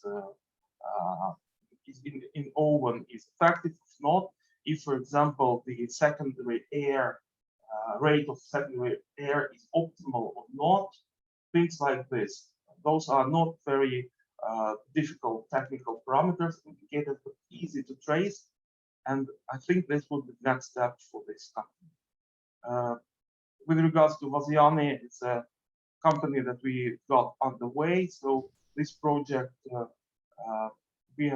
team didn't have the possibility to make a structured assessment of their processes, but they have suggested an obvious measure, or have developed an obvious measure, which has been partially implemented, which is very good. Thank you very much. Short question that could be considered as a question for further improvement, if I may. Well, Please. Kalbaton Lali, you have Yes. winery, Mhm. Vaziani in Tel Aviv, as I understood, and Lagodehi Autogza, you want to use biomass waste from the wine production. That's So you right. have wine producer which produce the waste, could be used in the Lagodehi Autogza. Can you kind Link of them. try, if it was not done before, link them in between and develop kind of circularity approach for those two, because of you have one that produce waste and you are advising to another one to use the same waste as a fuel. So I would suggest to have this kind of wider approach and not to be narrowed to the one company, especially because of it is in the same group, those two companies, especially the distance in between of Lagodehi and Tel Aviv is around 70 kilometers. They are not really away, and even the transportation may work. So please think on that as well. Yeah, very good suggestion. By the way, I was not thinking in this way, and yeah, many brains, many good ideas. So it's quite good fit for both of them that will meet some circularity aspects, of course. I will suggest this kind of improvement. Thank you very much. Yeah, but biomass will not cost for free. So take this into account in your calculation. It needs to be. Thank you, Lali. Okay, thank you very much. Seeing you. Okay, group number 3.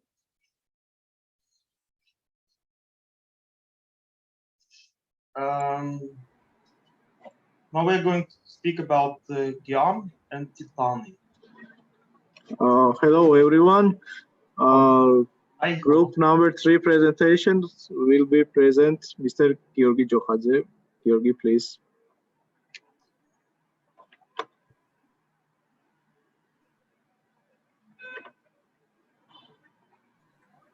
Just a moment. Here is Georgi Jokhadze. Vano, as a team leader, you were our team leader. You can just, I think you can present in your way, and I will translate. I will help you in translation, maybe. Okay. Because you know much better than me. Okay, no problem. And I think if you want to make it in Georgia, that would be fine. If you feel yourself more confident. Maybe you could do this, George. Yeah, we could do it Yes, that way. yes, we can. Just present your screen, Vano. Okay. Just a minute. ვანო, უბრალოდ გადართე ქართულზე, რომ შეძლოს თარჯიმანმა. კარგით. Kote, is the translation available? So I don't Is window, presentation window.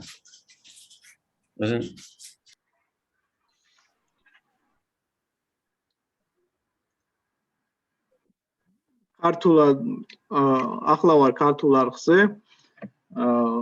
იმედია თარგმნა მოხდება. Okay, so I do hope that we have the interpretation. So that is our presentation. Let me start with the company GM. It's a GM group.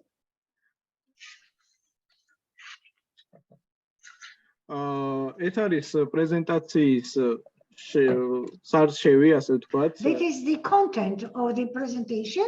What type of components we have in our presentation? We have here, as you can see, there's some general information, as well as the organizational structure of the project, the flow sheet of the processes, input and output data, energy budget, as well as the environmental impact assessment. We have the PI indicator. We also put here all the measures which we have identified as a result of the RECP and RECP action plan. We have annexes and, of course, the relevant recommendations to the enterprises. So you can see the company, the GM, then it was founded in 2011, and that the main activity of the company is the production of the tangerine concentrates. The number of employees are about 70%. That is sort of medium enterprise, about 70 the workers they have.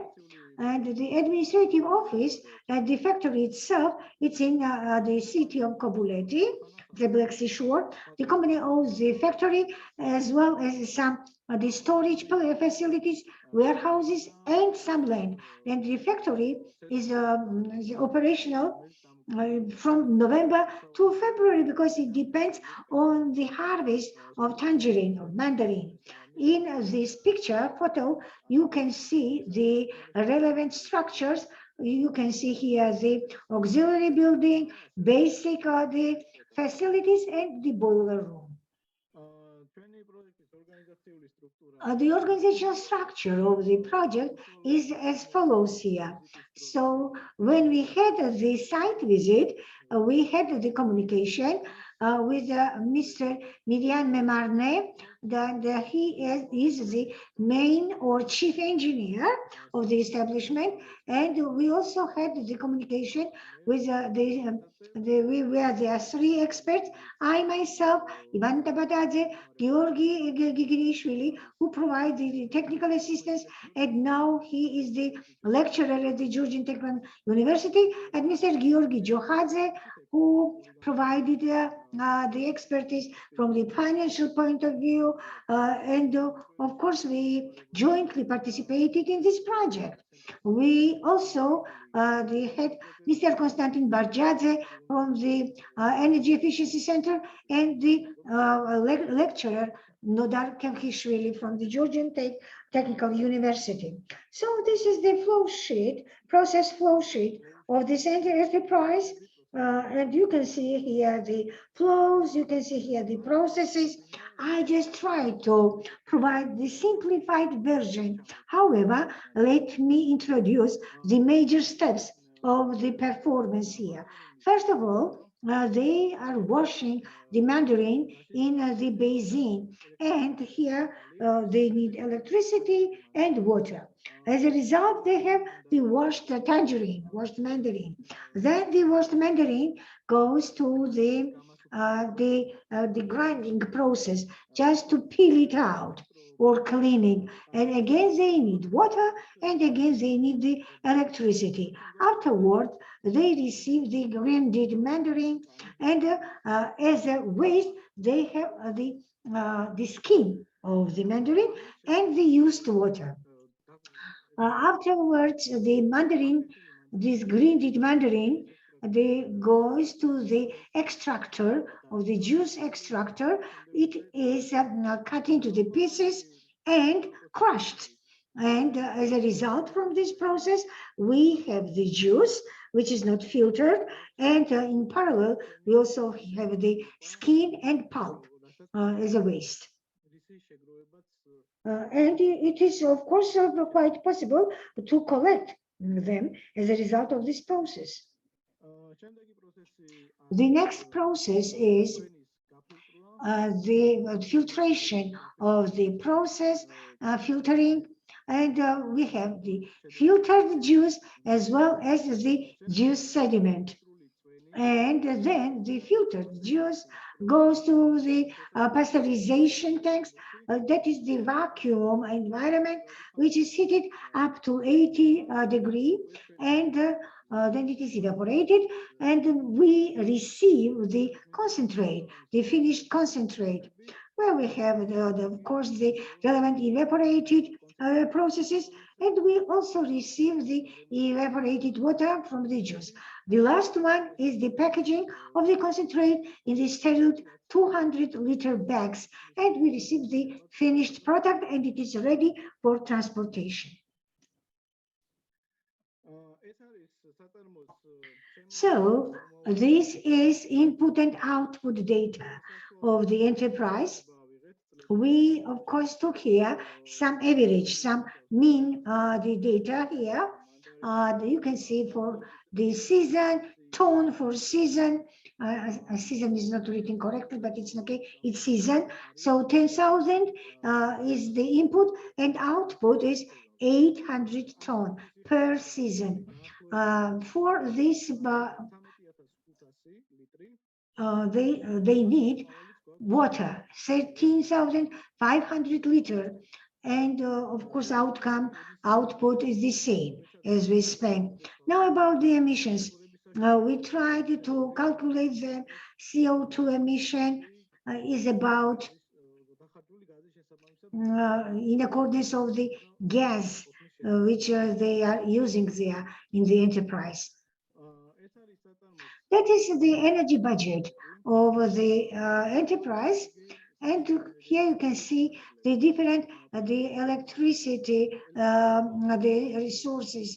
This is electricity, first of all, the electric power, as well as the raw materials that are necessary for the production. They are also using the natural gas, and very actively they are using the water resources. They have their own water resources because they have the well organized in the yard, and they are also using the municipal water pipe.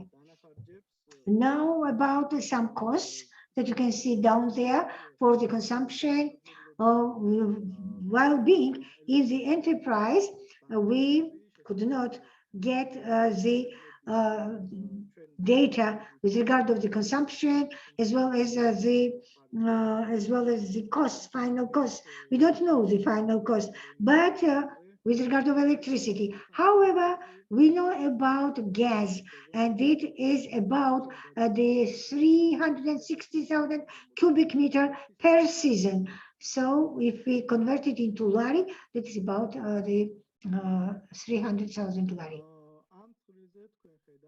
In this chart, you can see the possible impacts on the environment, the impact assessment, how they are damaging the environment and what type of impact they may have on it. First and foremost, that is the waste. It's the tangerine skin and pulp. At each season, about 5,660 tons is generated. So we think that it is about some medium priority for them, for the factory. The next is the used water, the wastewater. It's about 13,500 the ton per season. That is also about the medium and CO2 emission. That is 778 the tons, and also it's a sort of medium. We calculated or we evaluated it as a medium. You can find here the key performance indicators, so-called the KPI, and that is very close to the production process, which is characteristic for the production of the mandarin juice. And it's a 12-to-1, which means that from 12 kilo of the material of the mandarin or tangerine, we can receive 1 kilo of concentrate. So, yeah, it is it is quite a good data. And here you can see the list of selected RECP measures, the resource affected the measures, what we can offer to the enterprise, and we developed 3 measures. The first one, which we've seen, there's a very important one there, that is the water system, water pipes, and they are not insulated, they are outdated, and we think that it is really very, very important just to insulate them using some thermal materials. So number one, it's this thermal insulation of the condensate tank and pipes. The next one is replacement of the pump, which will bring the condensate back to the tank, and we may have here better effectiveness. And the last one, that is the proper utilization of waste, good waste management. So that is the new process, maybe. So these are, I think, the most important issues for this particular enterprise. You also can see the benefits. It must be mentioned that all three measures may have payback during 1 year. The most expensive is utilization of waste. However, we find it the most effective one. And you can see the data in the screen or in the chart. Let me go to the next slide. Here, you can see the first measure in the picture. You can find what is the condition of the pipes for cold and hot water. Therefore, we have this thermal loss here. It is not efficient use of gas resources, and it is not very expensive to conduct some insulation. We already calculated at the sum average cost, 4,000 lari would be enough for the insulation. The event or measure number 2, it is replacement of the pump. They have outdated the cold water pump. It may not work well and efficiently to take back the condensate. Therefore, we have to, or they have to change it using with the new pump. It is not also expensive. The measure, the cost could be some about 4,000 lari, and they will take back the condensate to the tank.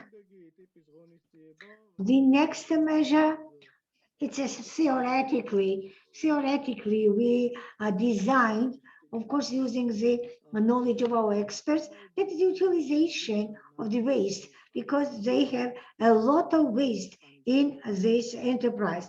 First of all, that is the skin of mandarin, and here they need the proper application. They should not be thrown out to the dump, to the landfill, and they must be used. there can be, for instance, replacement for the gas supply. And it must be, by the way, they thought about from this tangerine skin, it is possible to produce some biomass and some fuel. Biofuel it should be first of all shredded in a very small particles, and it can, by the way, secure 50% of the replacement. We calculated roughly also the cost.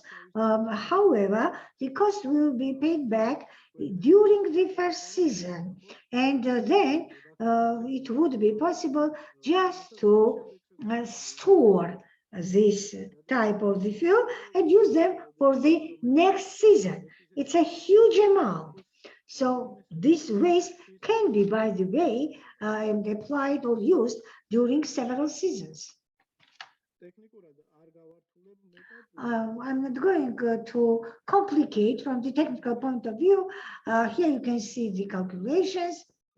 This is an action plan for the RECP, measures. You can find here the data. You can find here also the deadlines, as well as the implementation time. For instance, for the first one, 1 week will be necessary. For the second one, only 2 days. And with regard of the third one, utilization of waste, it depends on many different factors. Therefore, of course, it requires some additional research, some additional the collection of the information, and we think that it is quite feasible for the implementation. But what is most important, the enterprise itself is very keen to do it. They have the great interest to use their waste in a proper manner. Here you can find the annexes, and this is internal territory, inner territory of the enterprise. We didn't find it necessary to conduct any type of the measures here because they already have quite well the installed line of the production, and it will be working quite well even without our interference. We just paid attention to the items which would be beneficial for improving the production of concentrate. It is an outer territory of this facility where they have the tank, water tank. It also needs insulation. Here you can see the steam, the tank, and the pipes are absolutely, I would say, bare. They need insulation because there is a loss of the energy. Thermal energy. That is also the backyard of the enterprise. And when we speak about returning of the condensate, the tank requires to be insulated, and it also needs to be better applied. Another the element here, you can find another pipes, as well as some wheels which serve to maintain the pressure. They are already corroded, and they also require the changes. It's of course the volunteer decision of the company, but so here you can find some of our recommendations that the company has significant potential for energy savings, and the biggest problem identified during site visit was obtaining information. We failed to get the information which we wanted to get from the side of the management. Also, the service staff is not competent enough in the company data. It does not provide us with the information electronically. It is also recommended that this approach be changed for the better. So we based our calculation on some assumptions. Therefore, of course, we will try, and we do hope that the enterprise will provide us with the proper data in the future in order to have more precise and more accurate calculations. So that is the first company. Thank you very much for your attention. And if you, with your permission, I go to the next one. Please hurry up with the presentation. Maybe you continue, and then we also have to pay attention to our timeline, our schedule.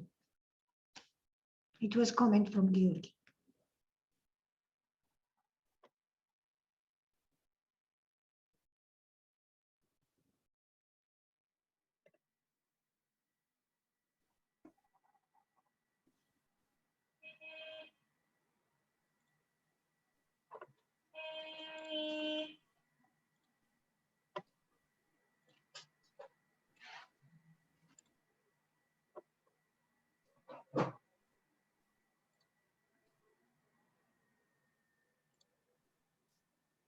I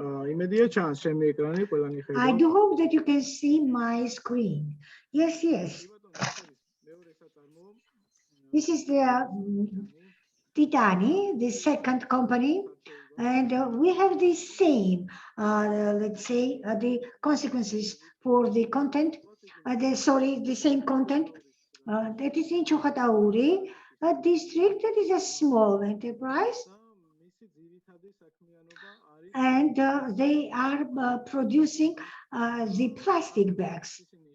So they are using the plastic bags from polystyrene, the granules. Capacity of enterprise is 10 kilo of granules per 1 hour. And so the granules are melted at 150, 200 degrees.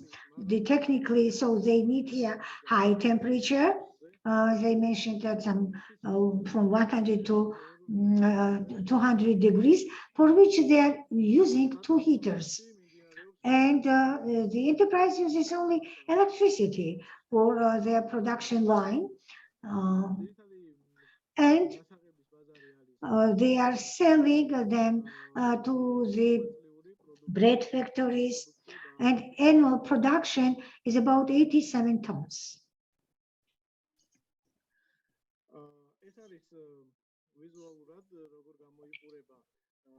This is how visually it looks like.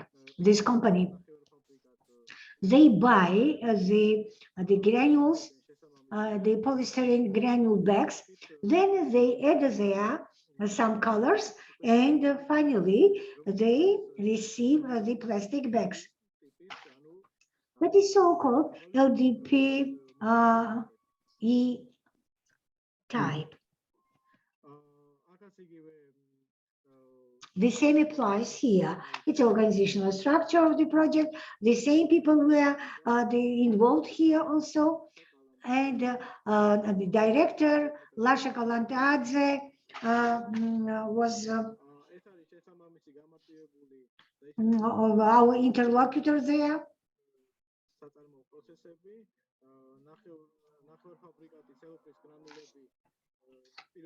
Here, first of all, I can tell you that the process is the following: semi-finished, the cellophane granules preparation for use, then it goes, heats the granules to a melting temperature in the heater, that it continues cellophane bubble formation, then wrap the cellophane bubble around the drum and cut to size, and the next is if there is any defect, it recycles the defective product and return it to the cycle, to the step 2. And if not, then the cutting, packaging, and packaging finished bags. That is the last one. And then this is, as you can see, any defect can be sent back to the beginning of the process. The defective product is about 1%. It is quite a low the number, but it still exists and we have to pay attention to it. Here you can hear input and output data. Every year they are using 87.6 tons of the polystyrene granules, and The production is 86.4 ton. This is the energy budget. They are using only electricity. And if we take the existing tariff, you can find here how much it is, and that is for the aggregates which they are using in their enterprise. Heaters are the consumers, the biggest consumers of the electricity, number one and number two heaters. Then existing motors are the number two users, and also lighting are the users of the electricity. This is the key performance indicator upon which we identified the process of the production. 1.48 is the ratio or value. In this enterprise, we identified two measures.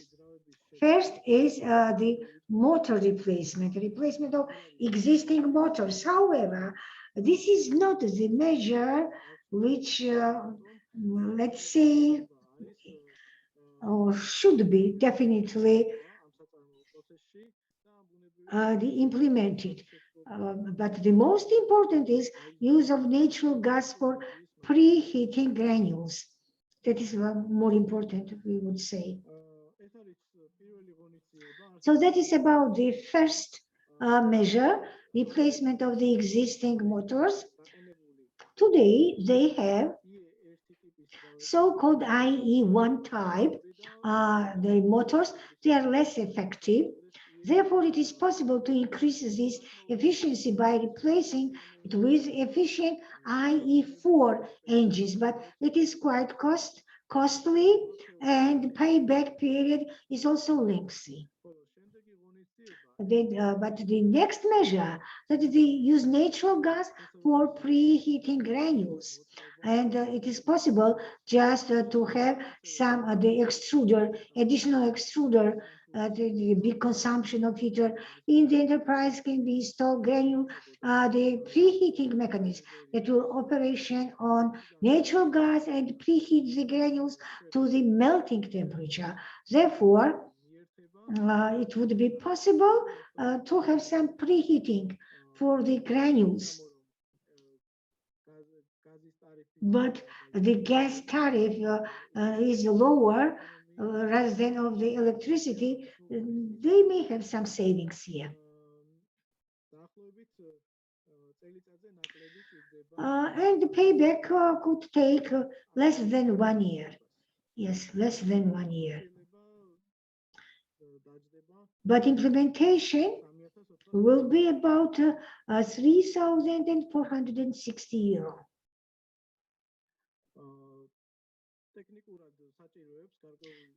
Technically, it requires some modification because here you can see only theoretical estimations, and we explain them while having the visit there, what we were going to do. They got interest in our approach, and they said that the gas system, gas line is quite closer to the facility, and it would be possible to install the gas supply. So that is the RECP, the action plan with the evaluation, as well as the duration of the measures. The first motor replacement, as I've already mentioned, it is a costly measure. It needs 1 month, and I already mentioned the payback can be more than 100 years. And of course, it is not reasonable for them to use. But with regard of the second measure, it's a use of natural gas for preheating granules. That is relatively cheaper, and payback is also less than 1 year, about 8 months. Here you can see the annexes This is the extruder, which is the major component in that enterprise, and they are the heating the granules to the melting temperature. To the right side, it's a control panel for the extruder. Here you can see the middle process of the production when the plastic bags are being formed. The bubble is made from the cellophane, and then rolling and then cutting. So the process is quite simple. It is not the difficult one. And here you can see the aggregate, which will produce the recycling if there are some defects. And it goes back to the aggregate, again is mixed with the production line. Here you can find the recommendations, similar to the first the enterprise. So company has low scale potential for RECP, but it can be possible to make some reasonable decisions. Again, we had the problems with regard of the materials, the data receiving from the management. That's why we made some rough calculations and rough estimations. And this potential, the enterprise doesn't have the big potential. However, it is still possible to take effective steps to increase resource efficient production. It also requires time just to solve these problems, to install the necessary aggregates. So that's all. Thank you very much for your attention. Thank you. Thank you very much, Vano. A very rough presentation. I just wonder, although we're running out of time, if any questions arise from our participants. Yes, if I may, if there is no more question, just briefly, so the replacement of the motor, which was identified as a possible measure, but requires 100 years of payback period. What was the motivation, and do we have more like environmental concerns about this replacement, or it's more about the technology and electricity consumption? So why at all that measure was proposed, and what were the calculations? How do we come to this replacement cost and payback period? It's one question. And another question would be more maybe from the changes in the countries, in the region perspective. And maybe it's not possible to answer it now, but still the overall tendency to have no single-use plastic, to reduce the consumption of packaging which contains plastic and consists of plastic, how that is seen by the company? Was there any understanding that the company would have to use another material, or that it would need to phase out their production because of those changes and maybe legislative changes? I'm not aware about such in Georgia, I have to admit. I know that there's a big campaign regarding that in Armenia. I know that Azerbaijan is on that path. Belarus is also going there. So maybe we can reflect on that very briefly.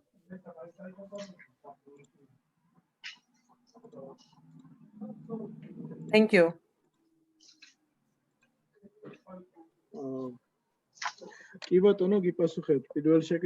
Yes, I will respond to your first question. When we visited the company, we tried to find any type of the efficiency measures, how to improve RECP for the enterprise, and one of these examples we saw in the motors, because existing motors are with the low efficiency and they are using consume more electricity, more power. So we found it as one of the measures. However, when we started calculation, estimation, and when we cleared out what type of savings we could have, how much time it requires, it was about from 2 to 4%, which is quite a low saving for such a small enterprise. And that's why we just theoretically identified it as measure, and we also put it in a red background in our the chart, and we even said that it would not be good to be introduced in the practice. With regard to the second one, we found it really very important. But you know, this enterprise, based on its content, on its we do not have now the possibility to make some estimations. We have the different versions, and therefore we can just pursue this. So if you have any other versions, of course, we will be very, very grateful to hear from you. Now about the second question. The information we haven't received from the enterprise, whether they are going to use some other biomaterials or some degradable materials, etc. So now they are only oriented to produce this type of the plastic bags, and they just think how to improve their efficiency. Therefore, we do not have the information, and it's just my personal idea that it must be implemented at the legislative level. And only afterward, they may introduce some the modification measures for the enterprise. So up to now, we cannot respond to this question, and that is what is given. Yeah, that is it. I think I satisfied your question with my response. Yes, thank you very much. Thank you. Thanks a lot. We are running out of time, but let me take a couple of minutes to thank the group for the immense work they have done. They have 2 companies that are up and running, more or less, and they did a quite good job. And we spoke with Noah, with Georgi, 2 Georgis frequently on these projects. What I would say that it's very good in this presentation that you have outlined your recommendations on the way to go, on what is important. Is that you also mentioned that the employees, they don't have they need some training, a better insight in what their company is consuming and its costs. These recommendations are very useful, and in your future professional life as a food production resource efficiency expert, it's very good that you at every point indicate to those who report, for example, management of the companies, municipalities, etc. What are your recommendations? This is very, very good sign in your presentation. I think with regards to GIAM, I think it's very good that also you pinpointed very clearly the flagship measure, what they really want to go for, what that they are really keen on doing something, and this is waste. This is this project, this team is one of few other groups that pointed out their attention at the waste generation, not just simply at energy efficiency, not at something which is intangible, but at real waste flow. And they have proposed a strategy for on-site use, reuse, or recycling of the mandarin skins. This is very good. This makes different good example for other groups. Not only energy, but also waste is important. And actually waste is also energy. So you have proposed a project, waste to energy project, which is good, and there is a lot of experience with similar beverage and juice manufacturers with utilizing this type of waste, skins of fruits. What I could briefly mention is that advise you to look once again at the balance of GIAM. It doesn't seem that it's the figures what comes in, the materials, the raw materials would come in, the product what go out are balanced. Also, you mentioned that the company uses a lot of water, extremely near water for washing the fruits, mandarins. But water is not for free. Water costs something. Although they have their own well, it takes some energy for heating the water, for pumping water. So and also you will, if the water used for washing is a wastewater, it may also cost to dispose such water. So maybe this is something for the next time for them to look at. Also, you have mentioned that the company has modern equipment. This is very good, but don't trust too much into modern equipment. It's not only about efficiency of equipment itself, but it is also about the way we're using this equipment. So it should not stop you from analyzing of effectiveness and efficiency of actual processes. And here I would say that you probably need to speak to Luca and others who have tried to make a breakdown of energy budget as per users. It is important that you try to assume, and you actually know the capacity of equipment. You know that how much time this equipment works. Approximately know that, for example, GIAM works in total maybe 1.5 months a year, and then you could assume how much power, how much electricity is being used by main processes. This is important. Also, if you look at the process scheme, and if we look at your measures, you address one of your measure for insulation of condensate tank, but it's for me, for a reader, we have, I think, discussed this before. It would have been an advantage to indicate it better at the process flow chart where the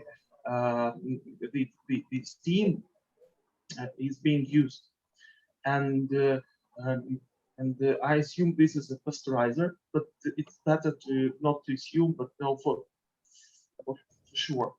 And I'm always mixing: is it a pasteurization process at the end of the you are speaking about, or evaporation of juice, or is it the same? So maybe you would need some more clarity. But if there is a steam boiler, and if there is a pasteurizer, I also sometimes I would also think myself: do we really need a steam boiler to produce steam to run pasteurizer, or this could be done with hot water? This maybe in future you could clarify, or this advice to company to clarify if they really need steam, or and this is actually with companies like GIAM, this is the trend. You need to not only focus on utilities, which is the focus now in your report, but also at the process, at the use of the process energy. So it means that I wanted in this report to know about the temperatures, pressures that are used for in the process, pasteurizing, the preparation processes, extraction, juice extraction processes, the same holds maybe if you have a steam boiler to know a little bit more about the efficiency of this steam boiler. This is something that could have been added to this project. But most important is that this juice manufacturing is a well-known in the world process. You have juice factories everywhere, and so there are some standard indicators that will show efficiency in this process. You actually, in your report, you made an attempt to show specific use of, I think, natural gas and electricity, and specific use how much raw mandarins are used to produce 1 ton of nectar of concentrated juice. But since in this particular company we have 2-3 different steps that consume energy, that can also and that which have different process parameters, it would have been, and actually an international practice is that you would not compare the energy used as per final, for example, product, but you would split it. For example, I noted for myself, it's, for example, juice yield. You will control how much juice, raw juice, turbid juice, is being taken from crushing processes, and does it fit to international benchmarks? I assume that since the equipment is international, you would be able to collect this data from data sheets of the equipment they have from the crushing machine. Also, the rate between the juice and concentrate production also is important to see where we have losses, to see if the process of crushing of juice extraction is efficient, is effective, is meeting modern benchmarks. This is what could be advised, I think, in your report to the company, to establish these parameters and closely monitor. I think with regards to Titani, this is, as you mentioned, a very straightforward process, and I was wondering actually if 1% of waste, of rejects, which is put back into the heater and melted again, is it an actual figure? Is it a measured figure, or is it a norm? That should be, I think, should be one of the tasks for this type of assessment, to find out if 1% of product losses is a target, is a norm, is a benchmark, or is it actual value, actual measurement? And if it's a theoretical figure, then you would probably want to advise the company to measure the actual cost, because even though 1% sounds like miserable, we don't know what the actual situation is, but we also know that the cost of this rejects is the same as the cost of the final product, so it's expensive. And extrusion itself is a well-known also process, and there are some standard indicators that shows the efficiency of extrusion. What I know, but my knowledge is not complete, and I'm not a deep expert on plastic production, but I know that is one of the, for example, widely used indicators is a power ratio, power to production capacity ratio, power used to production capacity ratio. So you would see if your extruder uses capacity or energy that is comparable to the production quantity of material it melts and blows. So things like this, and how the company, how well they are controlling the load factor of the extruder, that is also very important. Those things have to do with the control of the process, which is straightforward and I think absolutely doable within the company. So I think you were very clear that this extrusion process is the main energy user at this Titani company. So I would advise you to suggest to the company to focus attention at controlling efficiency of extrusion process, how well it is used. And maybe the company would finally decide maybe to change to a more modern extruder if they would find out that it's not very effective. Thank you very much. Thank you, Vano. And now we have a break. And please advise me, Georgi, how much time we have for the break. Well, actually, we have no time, but we have translator who should at least give a brief. I do not know how much time. Kalbatono Nana, რამდენ ხანში აღიდგენთ ენერგიას? Question to translator.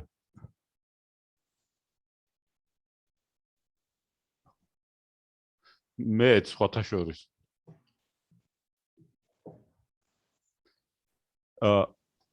მოდით ინგლისურზე გადავერთო და ერთად ვიმსჯელოთ. ხო? ხო.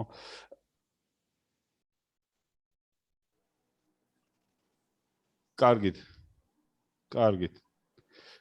So Sergey, we have a problem with translator. So we are with her till 3:30, and frankly, I have my meetings at 4 as well. So 3:30. We are beyond all schedule. Ბატონო გიორგი, მეც on one განსაზღვრული hand, მაქვს, რომ შემდეგ I think we ლექციაზე შევდივარ. cannot jump a break at all, გავაკეთო. but let's make it short. Let's make it 5 minutes break, and let's ask other groups to be more concise and short in time. Yes, please. Yes, please. Sergey, you may saw my message. I've got a request from group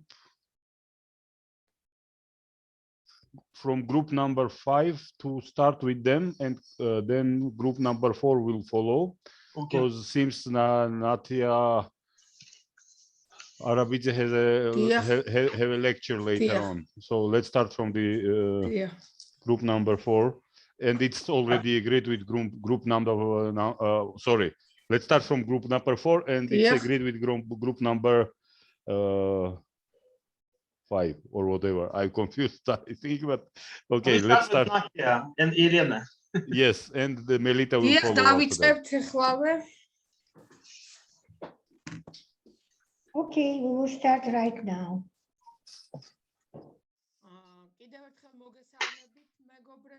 Welcome, my dear friends, again. We have two companies. The first one is Sivis Kveli, and another is Nectari. Kveli, it's cheese. That was established in 2008 in Tel Aviv, in the village of Kudra, and it works on both the buffalo as well as the cow milk. Therefore, they produce the different type of the dairy products prepared from the buffalo milk, and also sulguni, which is based on the old Georgian traditions.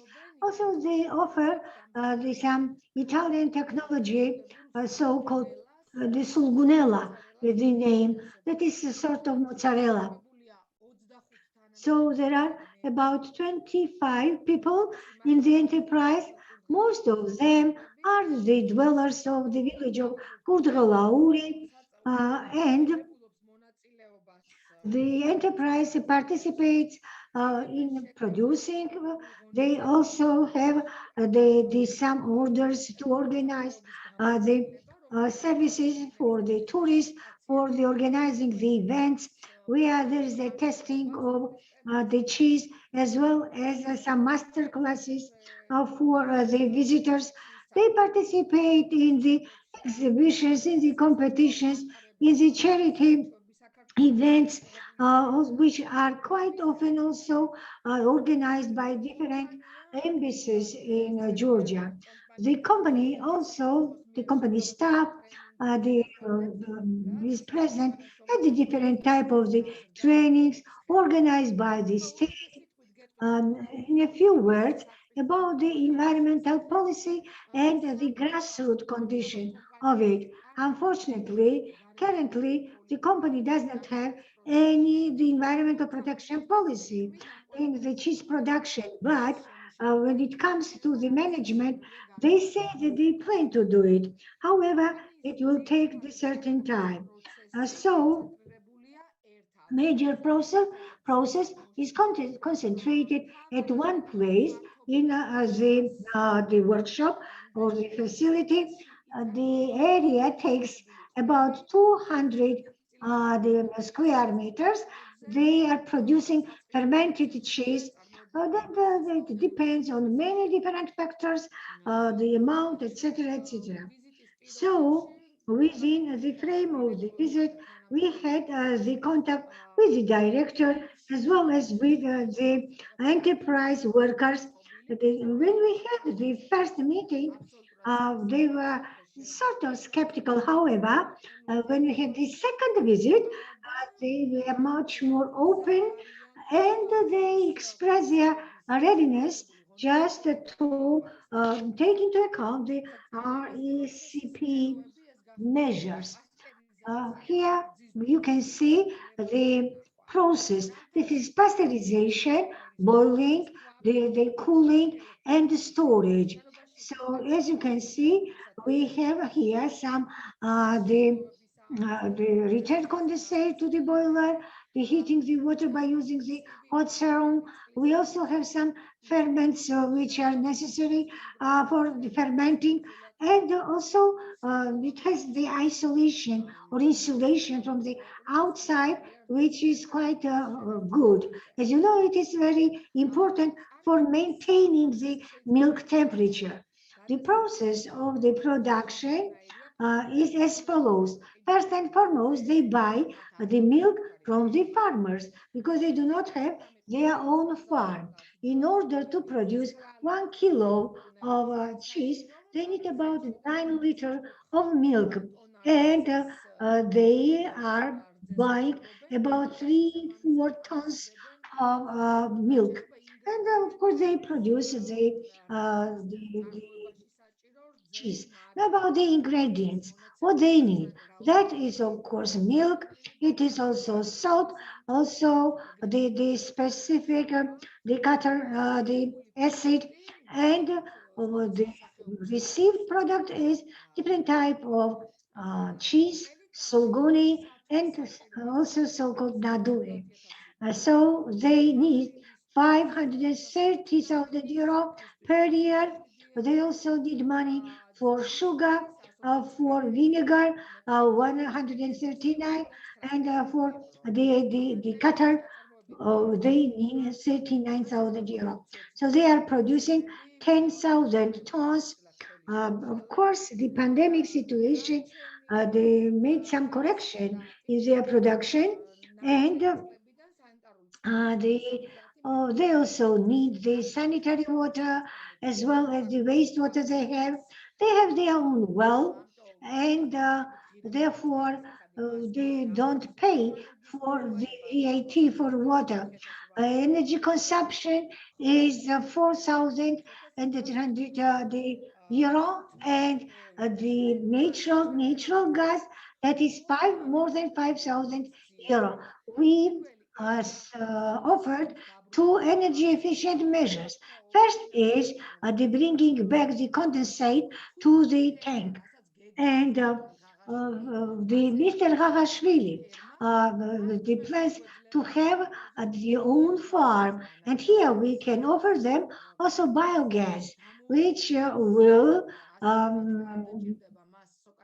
by the way, will become the independent with regard over the energy. But now they are using from Sokar company. Therefore, there are two measures. First is to take back the condensate. What do we mean here? The steam, the condensated water, which is just poured out, it should go back to the tank. It will increase, no, not increase, it will save the gas consumption, and also the technical service, the cost will be reduced. Therefore, we will have here quite considerable economic savings. For the first measures, which is the taking back the condensate or return the condensate to the boiler or to the tank.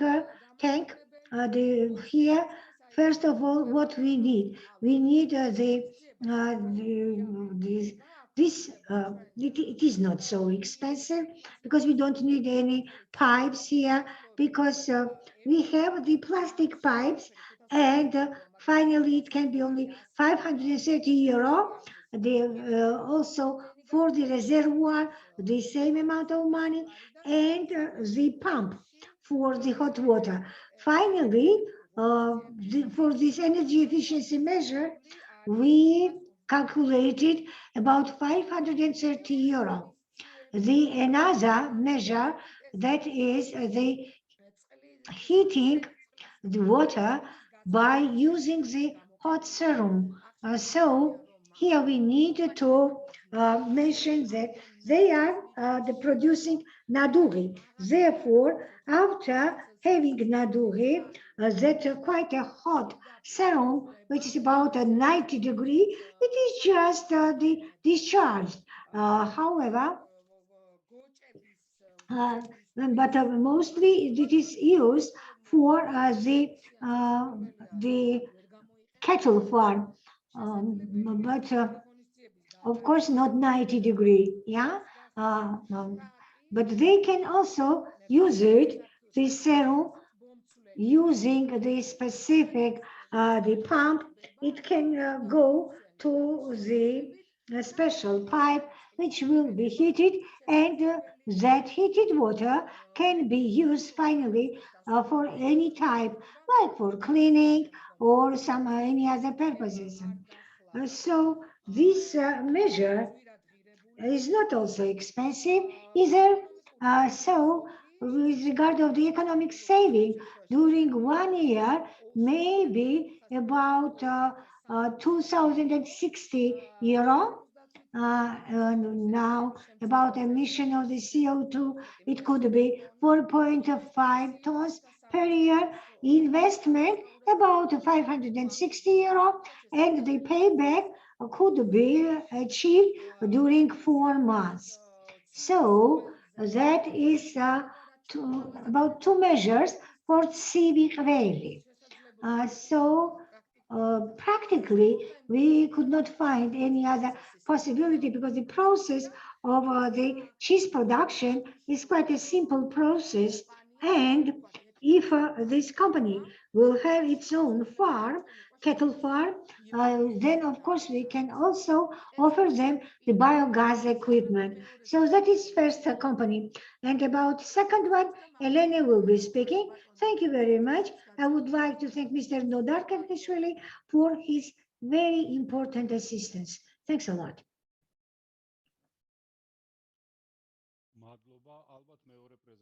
Thank you very much. The second presentation will be made by Elena, Mr. Georgi. Natia, just take your presentation, and I would like to ask Elena to. No, that was from Elena's side. Yeah, okay. I would like to introduce you the next enterprise, that is Lemonade. The factory, it's a medium-sized factory. We call it and it is quite a new company. I'll try to be short.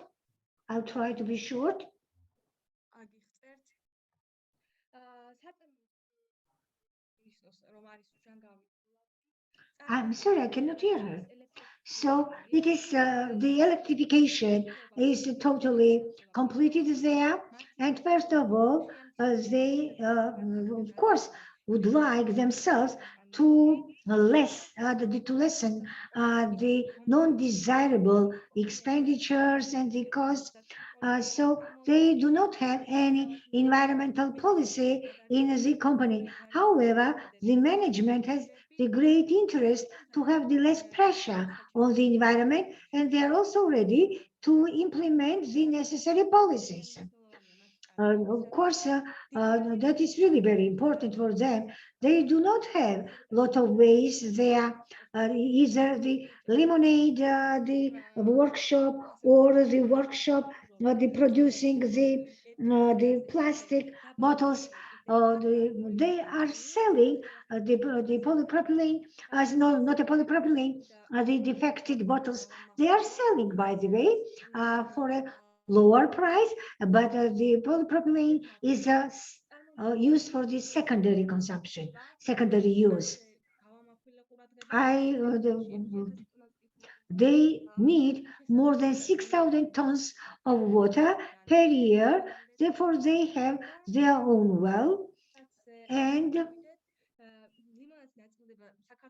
the lemonade is distributed in the big cities of Georgia. So-called the nectar is also, it was distributed, but due to the pandemic, they now do not work because there are some difficulties in making the mixture of colors, etc.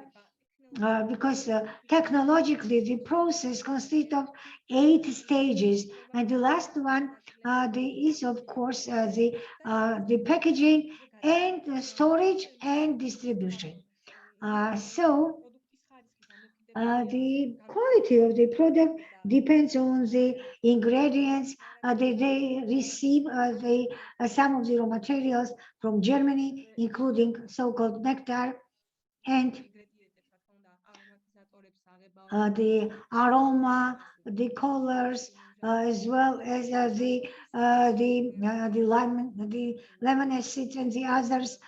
Also, not all of them are produced in our country. They are using the concentrates which they buy in the free market, and they are necessary for making the mixture, which then requires, of course, filtered water, and they are using not only sugar, but also some replacement of the sugar, and they are bottled in the different size of the bottle. They also spend the considerable money for the wrapping materials, and electricity is also about 100,000 lari. The same applies to the wrapping. Elena, I apologize. Please share your presentation, because we have your old presentation. Just turn off what is shared now and put your second presentation.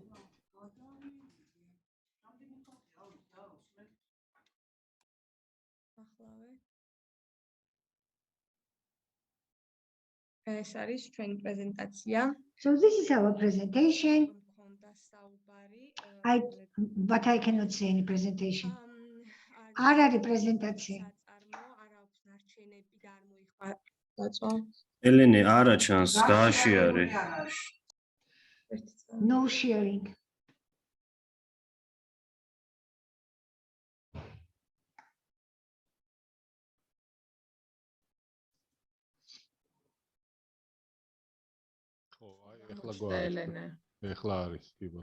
Now we can see.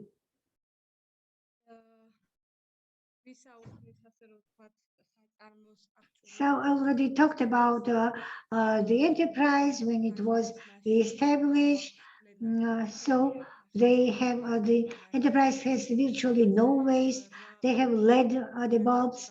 Also, they have 8-step production, which you can see in the screen in English. And the next I talked about, that is sort of energy budget, packaging materials. You can see here data of 2020. Electricity goes up to 100,000 lari, and the major data and indicators for the efficiency of the production, that is 0.6, the 06. That is the value of the electricity they need for the operation process for the lemonade workshop. And we recommended some of the RECP measures to the enterprise and to the owner. First and foremost, that is the installation of the solar panel. And another was the replacement of the heater using the solar collector. So why the solar energy, solar PV panels? Because we see here excessive consumption of the electricity. So in order to decrease annual cost for electricity consumption, so we found the reasonable to install 540 kilowatt solar photovoltaic on-grid system. So actual annual electricity consumption, you can see how much is here, and you also can see the difference, because in order to improve the efficiency, it is very important to have the solar energy, which also can reduce the payment. And economic, the saving, it's about 150,000 lari here. In euro, it is about 320,000 euros.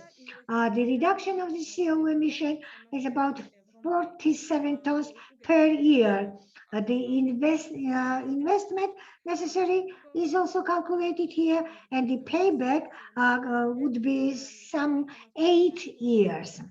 Now, about the partial replacement of the electric heater and the extruder with a solar collector, because again, we have here excessive consumption of the electricity. Why we recommend it? Because we need the reduction of the annual cost for energy.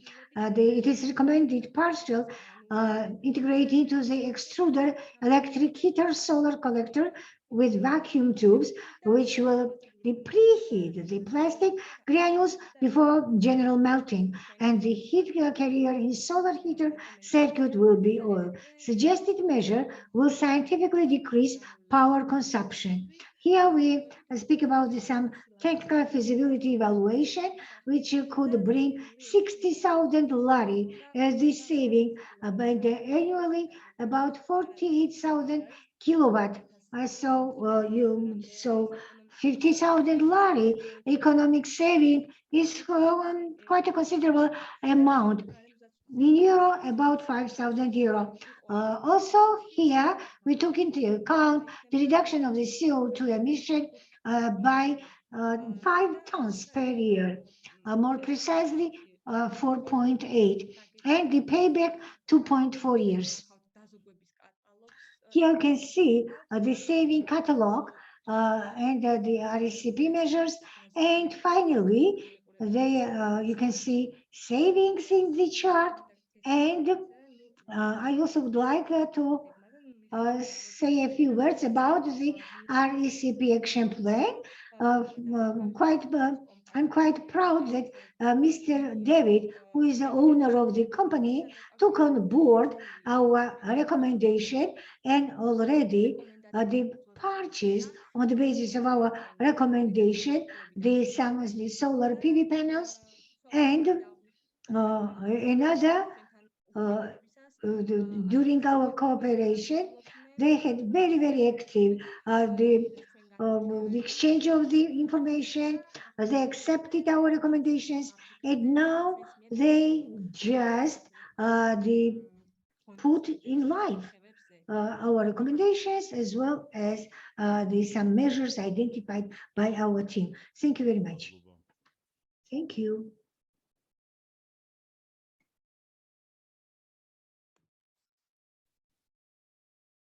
Sergey. Mr. Sergey, please. Sergey, microphone. Sergey. Mr. Sergey. Very much, Elena. Thank you very much, Nadia. Can you hear me now? Yes. Yes. Okay. For excellent work you have done. I wonder, we are running off. We are a little bit in a rush, but are there any questions from the audience?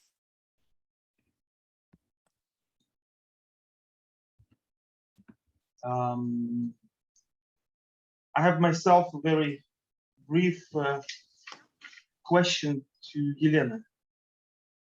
Are you ready, Elena? Yeah. Elena and Natia, you are one group.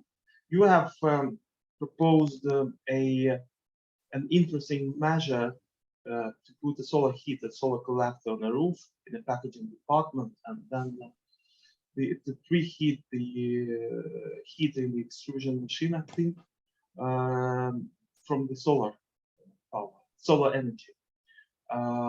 This is an interesting, innovative, but rather standard measure.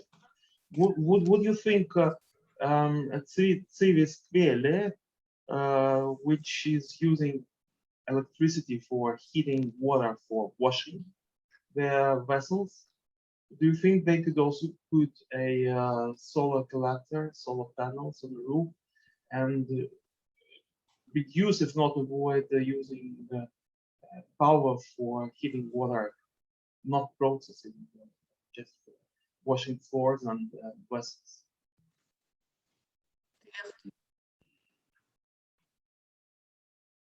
Did you get my question?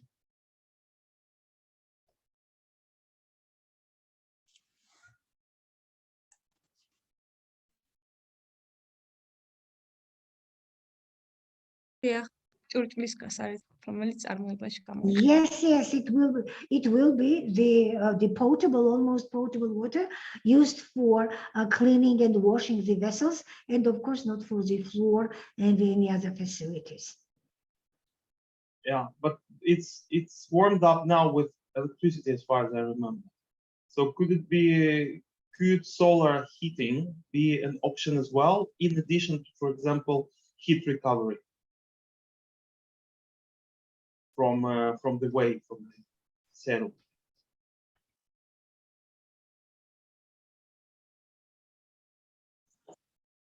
But Yes, of course. Yes, of course. It will be the entire system for heating water. And not only for vessel, but also for any other sanitary or hygienic, purposes, this heated water will be used. And they will be produced using these solar panels, PVC. Yeah. Yeah.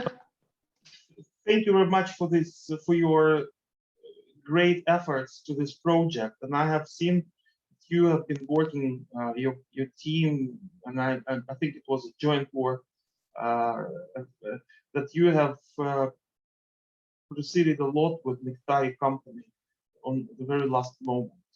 This is very much appreciated, and as well as the fact that Nectari is serious about implementation of your advices with regards to solar energy utilization. This is a very great result.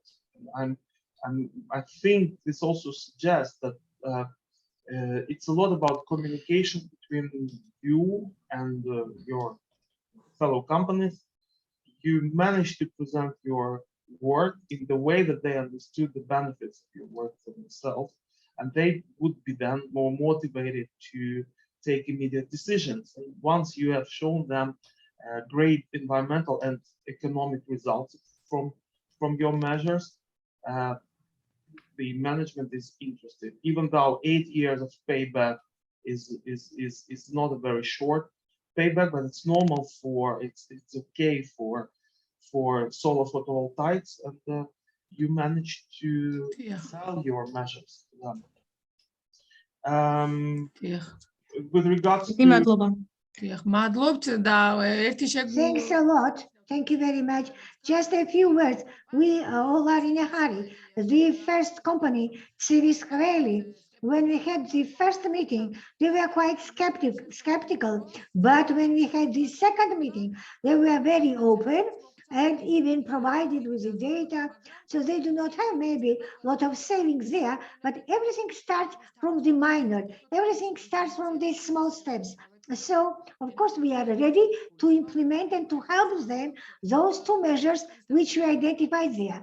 First is returning the condensate water, and another is the 90-degree serum, which will be used as not only for washing the vessels, but also for the hygienic purposes. very good. And this second measure is a prevention of wastage of energy. This is a very typical cleaner production resource efficiency approach. So I like very much. We have discussed earlier, and I have still some comments with regards to process flow diagram and the process description for the Civis Quelle. I would be very happy to see temperatures there and to see where what kind of energy which end user is using, to see a more detailed breakdown of energy budget, since you're addressing your measures at energy.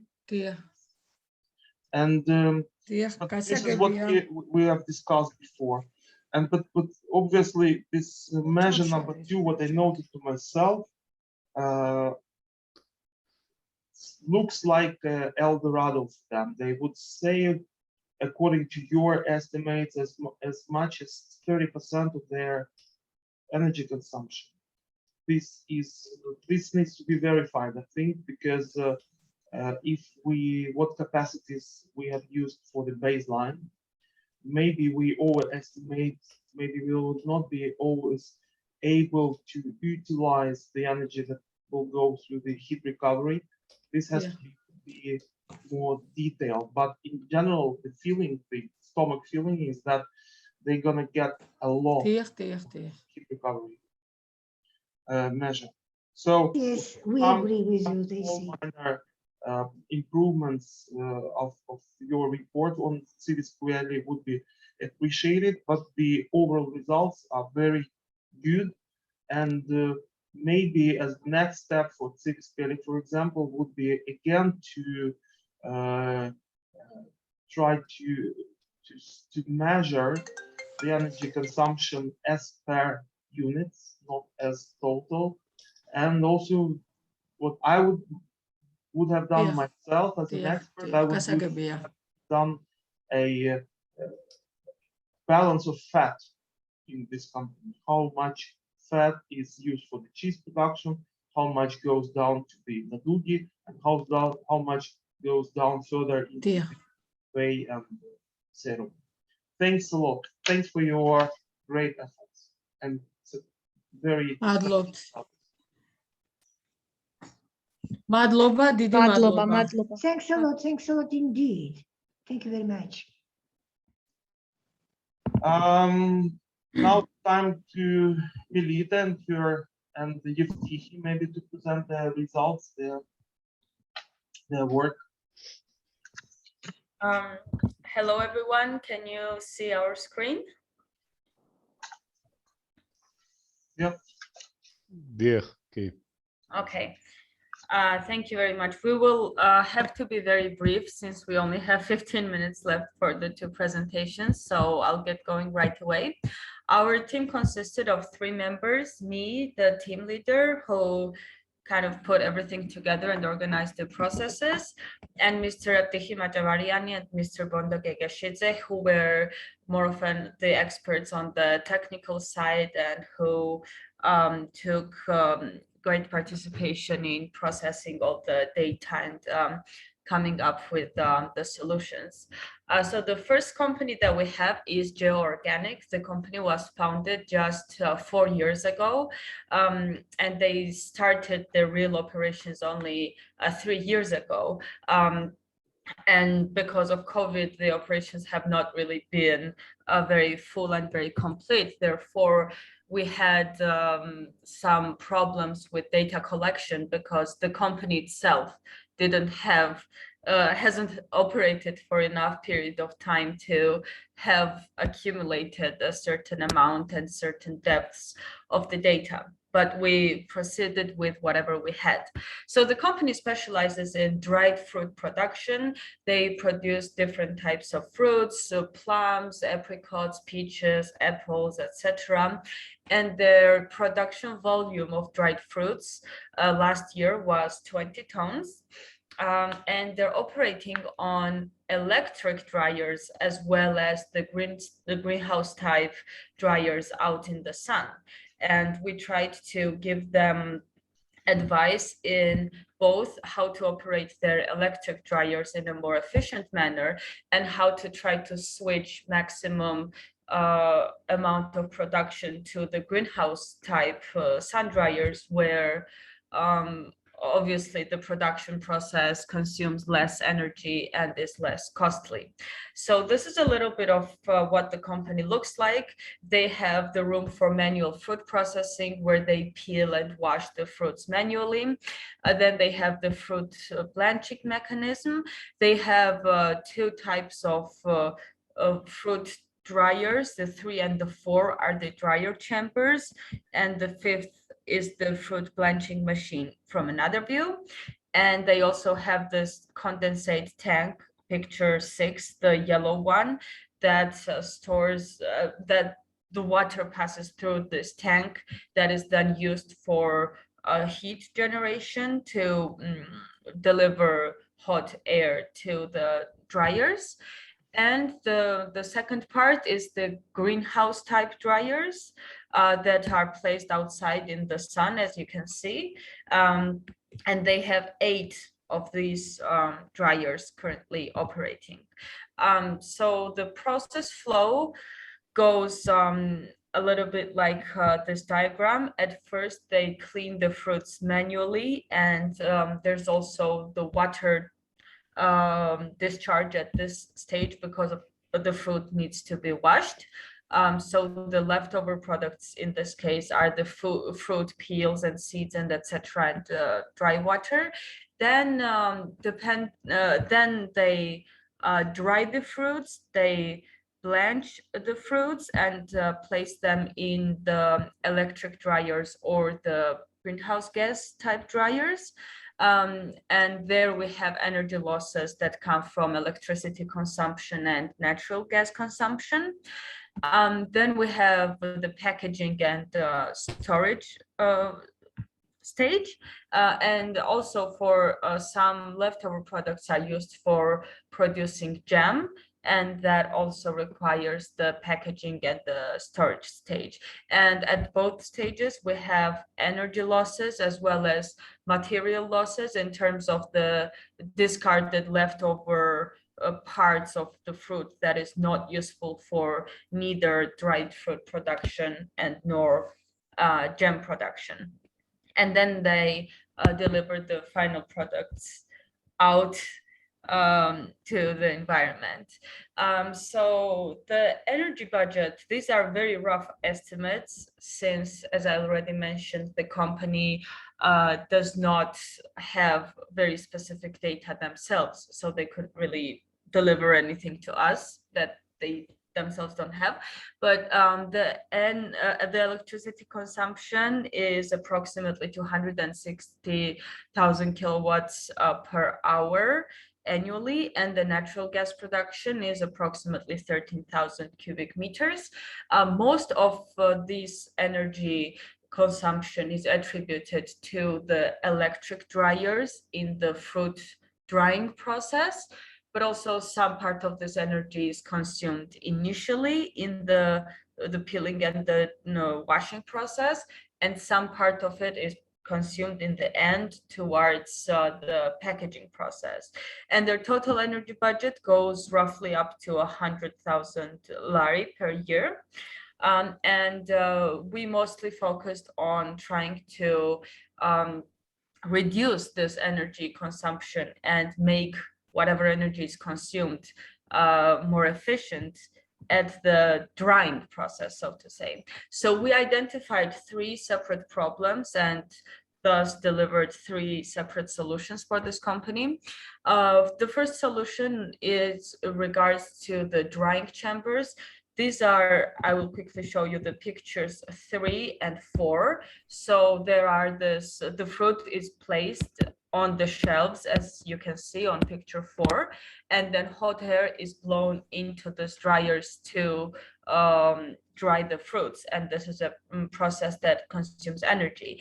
And as you can see in picture 3, this is an empty room where we have this drying shelves, but the process that they currently lead is that the drying chambers suck in the air from the room and then it is heated and blown towards the fruit in there.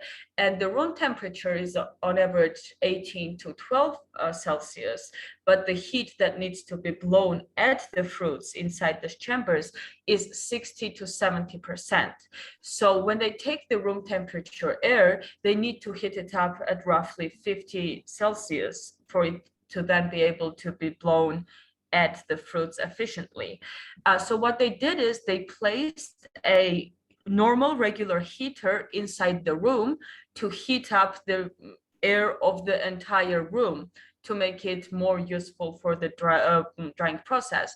But obviously we identified that this is very inefficient, and it is better to place a recuperative heat exchanger right at the drying chambers where the hot air is discarded, so that the recuperative heat exchanger saves as much of the already heated air as possible and transfers the heat back to the mechanism to then blow it to the fruits again, so that they don't discard this hot air into the room altogether and then take in this completely new air that is roughly 12 Celsius, because this process just leads to a lot of heat waste that also leads to energy waste. So we calculated that implementing this solution would lead up to 60,000 cubic meter natural gas saved, which is better for the environment and for the company. The second problem concerns the fruit blanching process at the condensate, which was the picture 6 here, this yellow condensate. So the water that also enters this condensate and then is taken back in to be heated up and to produce the water vapor and the heat that is then used to blow at the electric chambers. This process was also very inefficient, and we identified that a lot of the heat of the water was being lost because the water spends a lot of time in this condensate tank and it cools down. So we recommended them to wrap the condensate collector to ensure that the water heat is saved better. We recommended to wrap the condensate in the layer of basalt water. And another recommendation was to try to fix the location of level gauges that are placed too up high currently, and this leads to a lot of water staying in the condensate collector and very little of the water being able to go back into the circulation, which means that they're not using up the full potential of the already heated water that finds itself back into the condensate. So we used up the data for the amount of hours that they operate this condensate and the amount of electricity usage per hour, and we concluded that they will be able to save 68 kilowatts per hour if they implement these two measures. And the final measure, the problem that we identified and the solution that we delivered concerns the greenhouse gas greenhouse-like dryers. That was the picture 7 right here. So as you can see, this dryers operate solely on sun energy. And the problem the company had was that at night, the humidity levels increase a lot in the dryers and the fruit goes bad, the fruit decays because there is too much humidity, and this happens at night and also with bad weather. So what we recommended them was to install the fans inside the solar dryers that would only be turned on during the night, and that would circulate the air inside the dryers. And we also recommended to put a water boiler outside of the solar dryers that would be able to provide a constant flow of warm air. So this warm air enters and circulates inside the dryer throughout the entire night, or throughout the entire period when there is bad weather, so that the dryer does not lose the heat and so that the humidity levels do not drop. And we also went an extra step, and thanks to the Mr. Nodar and Mr. Kote, who helped out in the implementation of the experiment, they provided us with a fan that we were able to give to the company. So we actually installed this fan inside one of the solar dryers, and we took the measurements of how the process went, how much electricity was consumed, and whether the fruit was able to be saved from going bad during the night. So the process was very successful. And we saw that the level of the humidity decreases by 23% at night when the boilers and fans are used. And the company owners were also very positive about the results of this experiment. And they said that indeed, this was the solution that they were looking for in terms of being able to switch a big part of their production towards the solar dryers. So they said that they would be very happy to purchase this type of fans for all 8 solar dryers and implement this measure, because the electricity consumption that follows the process of this boiler installation and the fan operation is much less costly than the energy consumption that is needed for the electric dryers that are being used instead of the solar dryers, because the fruit just goes bad in the solar dryers without this above mentioned interventions. So that's on presentation 1. Shall I move on to presentation 2, or do we have some discussions in between? Please No. go ahead with the second presentation. Yeah. We have no time actually. Okay. The second company, it was the same people were working on the second presentation. The second company is Chateau Mucuzani, that was founded in 2014, and they produce wine and other alcoholic beverages. And the production volume of this company last year was 2-3 tons. So this is a little bit of what the company has.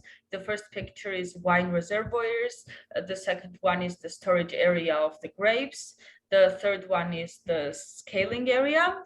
And then here we have the grape washing and pressing area, the wine bottling and packaging area. But what the most important part is the sixth one, that is the discarding of the leftover biomass.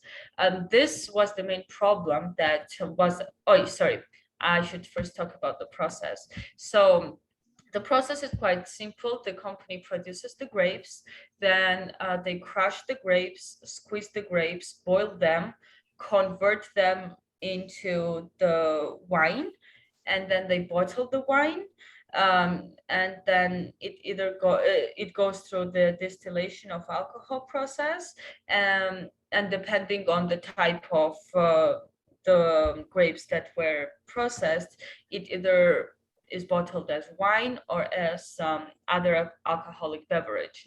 So mostly the energy losses are attributed to electricity consumption and also water consumption in the initial stages of washing the grapes.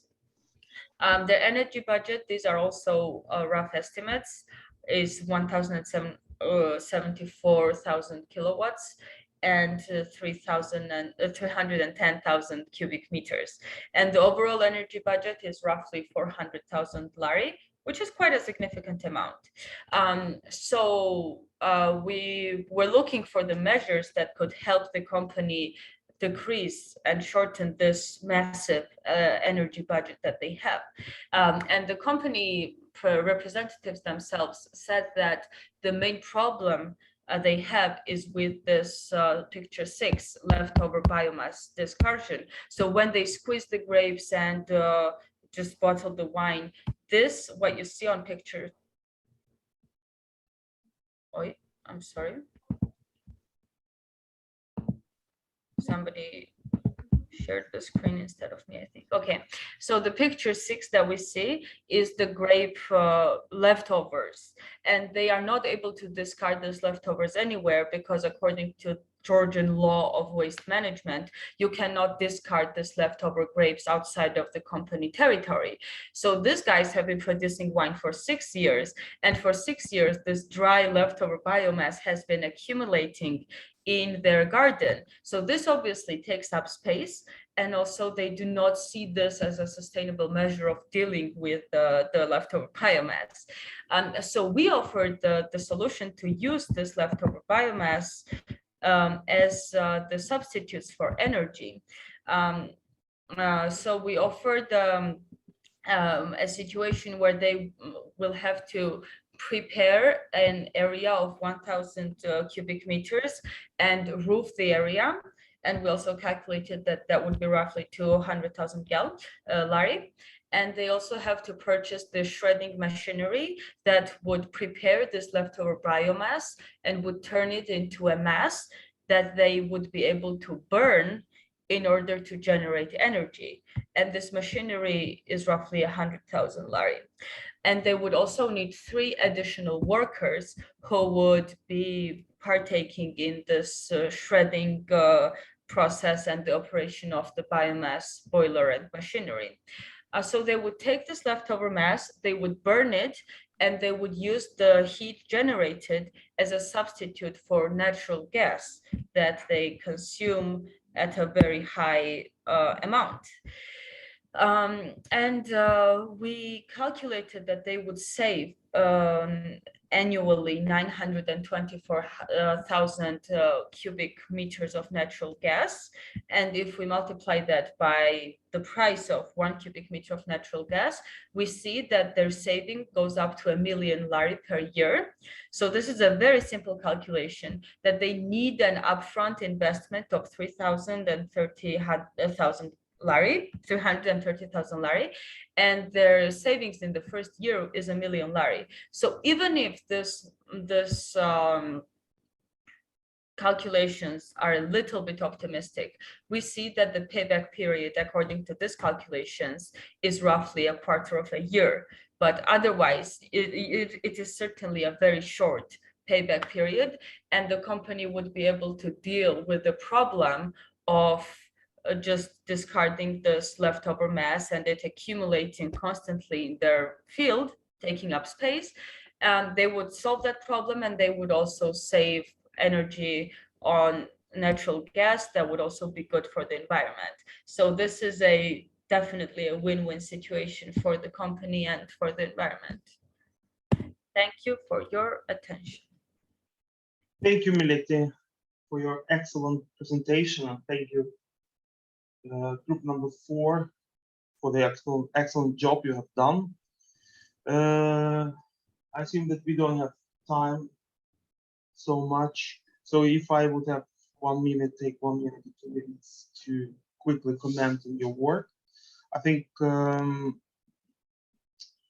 will quickly do this. You have made very good presentations of both projects, and it was quite clear that the company number 1, the GeoOrganic company, they were not able to feed you with process-related information. That is why you have focused on specific issues and energy issues. You have focused on something which could be done without process-related information.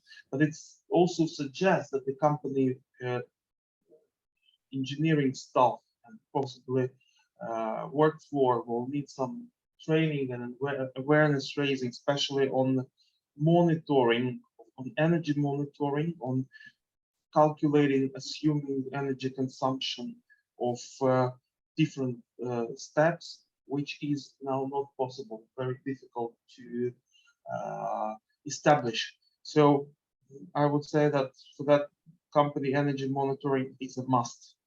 But you have this is an example of the measure that you have suggested on with the solar dryer is a very good way of taking a fresh look at what happens with the company. You have identified together with the company the main problem. Company cannot work on 10-15% of their capacity because of this bottleneck. And this is a real problem. Company losing a lot of money. They bought these solar dryers and they cannot operate them. And then you look at 2-3 possible options, solutions. You were thinking what happens with the air circulation inside the solar dryers, what could be done to improve it, and what could be done. And you suggested to put fans, and what could also be done to bring down the dew point of air inside the solar dryer. And you also suggested to heat up the air so that we don't reach dew point. This is a typical example of how you have analyzed this the problem and approach it with 2-3 possible solutions that you put together into one integrated measure. If I would have been in your position, I would have done the same. Maybe I would also go a little bit further on and ask why fruits are so wet. I brought so wet to the dryer. Is it something we could do with the peeling process or washing processes so that they would not be so wet? This is the issue. This is the question that I would ask myself and ask the company, and I would try myself to do measurements. You have done already measurements with the fans, and you measured the humidity. One little step ahead would also be helpful. What to do to prevent the moisture infiltration into the solar dryer? I think it's an excellent measure that most wanted by the company, and you have suggested very realistic and workable solution. And also for you and for the companies, it's important to remember that often the renewable energy could not be used by itself. It needs a backup solution. Here it is a boiler and a fan. Thank you very much. And the second company is pretty straightforward. Their solution, and why to buy fossil fuel if they have a biomass available? The only thing is that it's possibly not so easy to use this dried skin from grapes. It needs to be dry. It needs to be dried. It probably needs to be shredded, dried before shredding. So, but this is something that could be done at the level of the feasibility study. Sure. But also the thing is that the dried skin and the seeds have been laying in their garden for already. Yeah, so it has dust and things like and impurities. So this could be done at the feasibility. Sorry, colleagues. Sorry. I wrote in the chat. Translator is leaving, and I have a meeting at 4 minutes from now. Either we continue this deep discussions, or we can continue it in English only, meaning that we can do it anyway. But in 4 minutes, I'm going to leave. I want to thank you, translator, for her excellent job. And see you later on. And as for the discussion, Sergey, please continue. I want to deliver this message because I have to run away in 2 minutes already. Georgi, we'll talk to you soon, I'm sure. So I finalizing the issue is that the way for geoorganic is to implement that measure that you have suggested with regards to solar dryer and also heat recovery. This is okay, but also they should not undermine and maybe continuous cooperation with you, Melita, with you, Yevtihi, and who was number 3? I forgot. Bonda. Yeah, Bonda. Sorry, I haven't mentioned you. I'm sorry so much, forgot to mention you. So they would need some help and training in making an energy budget, breakdown of energy users at their company. And sorry to say that a modern company cannot work without understanding of how much energy is used at different steps. And modern company cannot survive further without clear understanding where do they experience generation of waste. Even Melita has told that the problems with rotting of fruits. So they should know and should account. Thank you. Thanks a lot. Group number 4. Looking forward for your measures to be implemented. Yeah, we are exceeding of time. There were few more presentations that were supposed to be done by the organizers, but we are now very few, and we have exhausted the time limit that we have, unfortunately. So, Sergey, if to give final closing comments. Well, Sergey, I would really appreciate if you can still proceed with your presentation, the second concluding presentation. If the participants can still stay, we can vote for that because it really contains very valuable observations, and we are here learning from those. And if Georgi is not here, but I mean, unless there will be any objections from the participants, and I cannot really keep them here, but we have 17 people and at least 12 experts, 10 experts here to... Do you, my dear friend from Georgia, do you have maybe another 20-25 minutes to listen to my own impressions and observations? Okay, thank you. Thank you, thank you. But no Georgian this time, only English. I will now upload it. Share screen.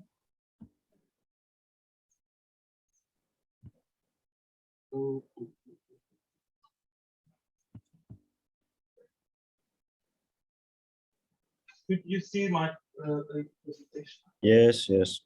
Okay.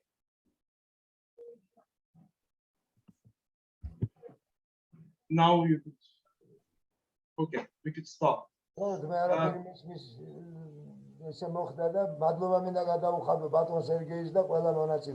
We see each other next time. Thank you, Evtiki. So I made a presentation with my brief observations and recommendations to our dear participants, which I truly believe that the training program was useful for you, and that you will also practically employ the knowledge and the advice you got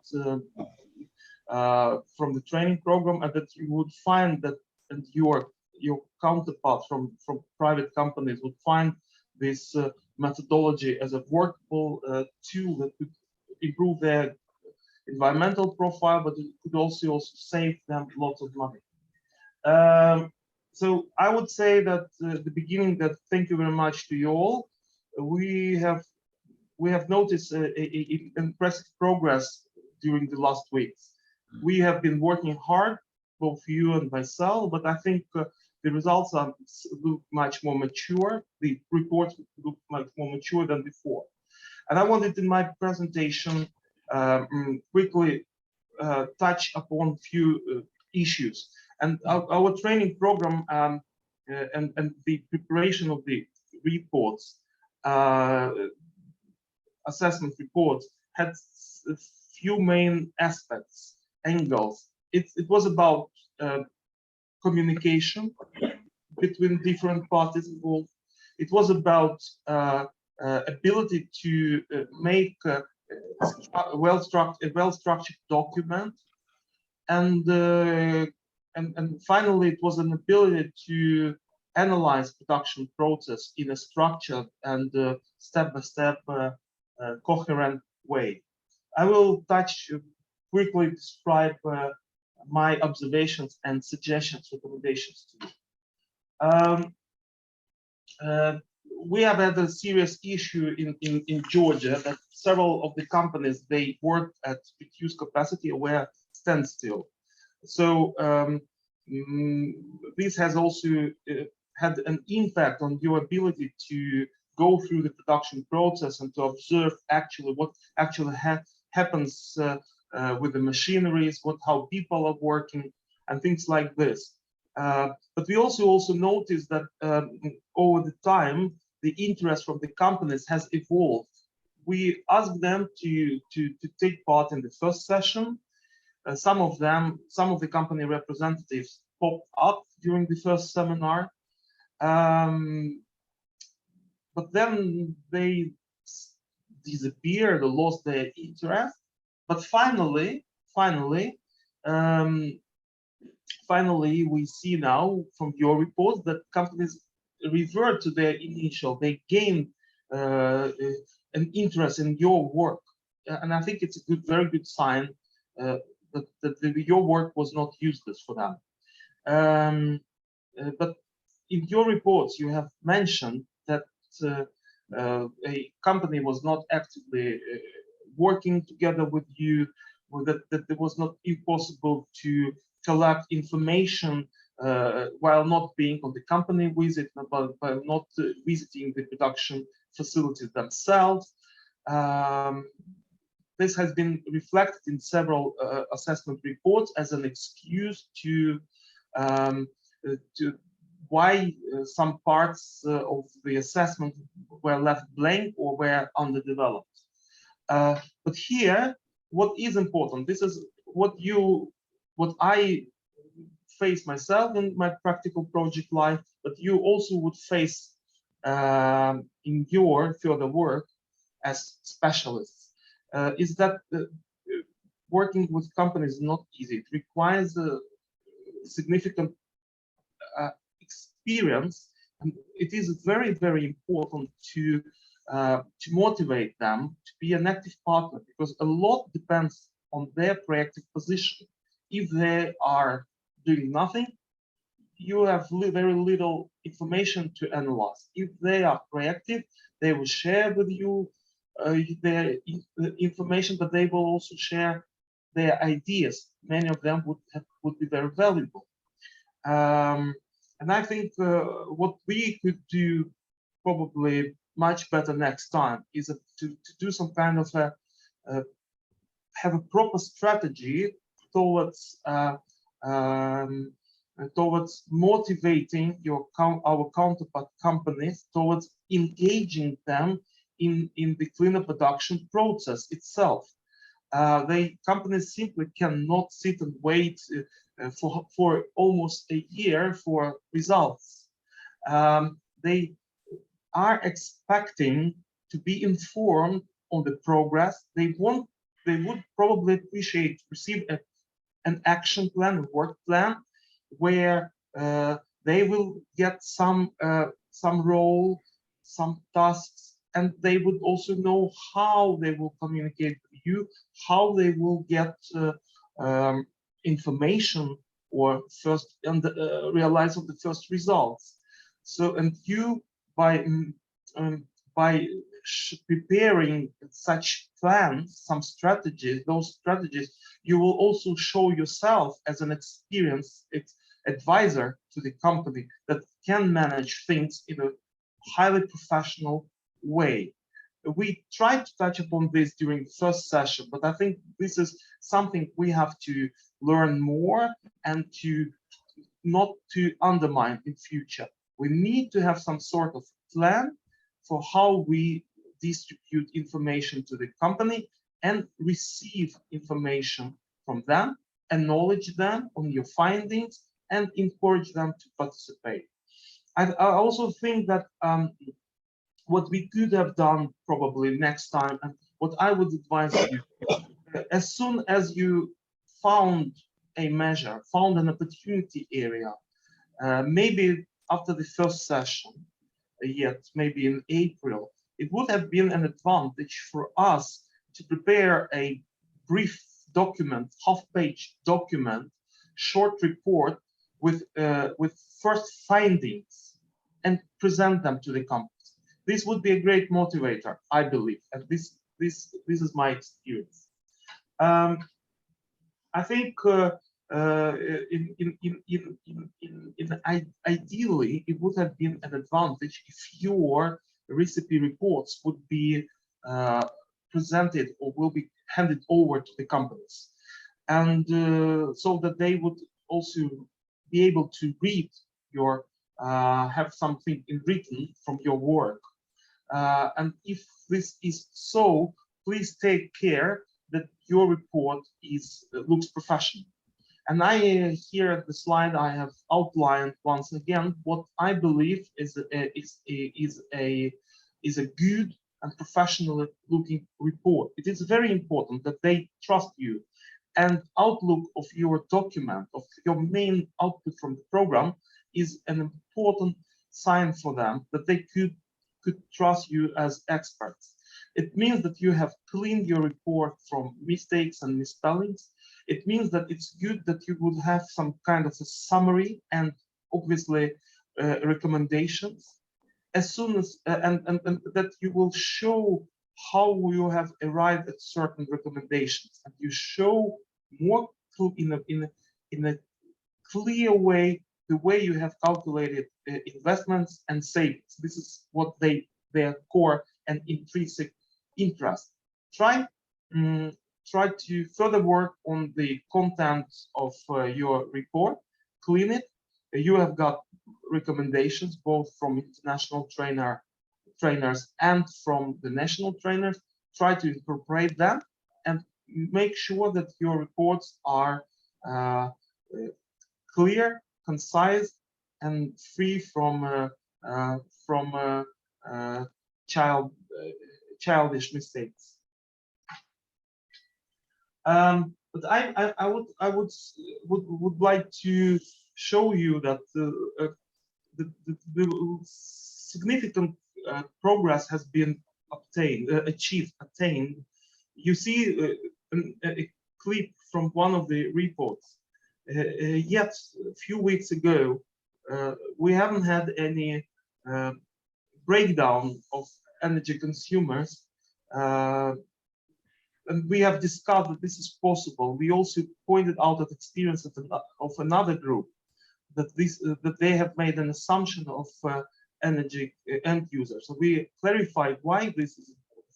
And now we see that they have assumed to the best of their abilities.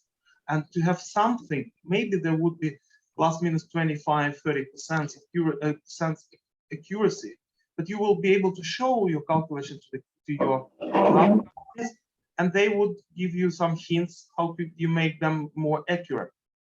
But of course, that group have also some room for improvement. Consumer 1, 2, 3 says nothing to an external reader, so they of course would need to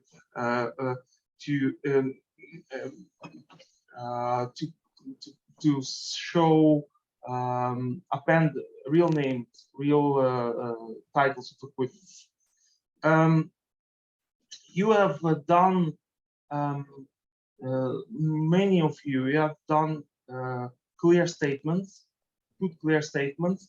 What are the main priorities for the company at this moment? What the company should do, and what you have found that doesn't work that well at the company. Please continue with that. These clear and concise statements would be of a great value for the management. They could refer to your statements, to such statements in their further plans and further investment decisions. And please avoid me from reading next time that the root cause analysis not available, recommendations not available, etc. Imagine if I would have been a private client for you, company manager, and would receive a report with no recommendations. What would be the future destiny of this report? It would probably go directly into the paper bin. So this is something many of the groups should improve, I think. And also, I think there are several points which we have discussed with you, which needs to be cleaned in the report. Just sometimes you could still work on description of your proposed measures. Sometimes not clear to understand where the measure is proposed, what equipment is going to be improved or changed, and what's going to be done.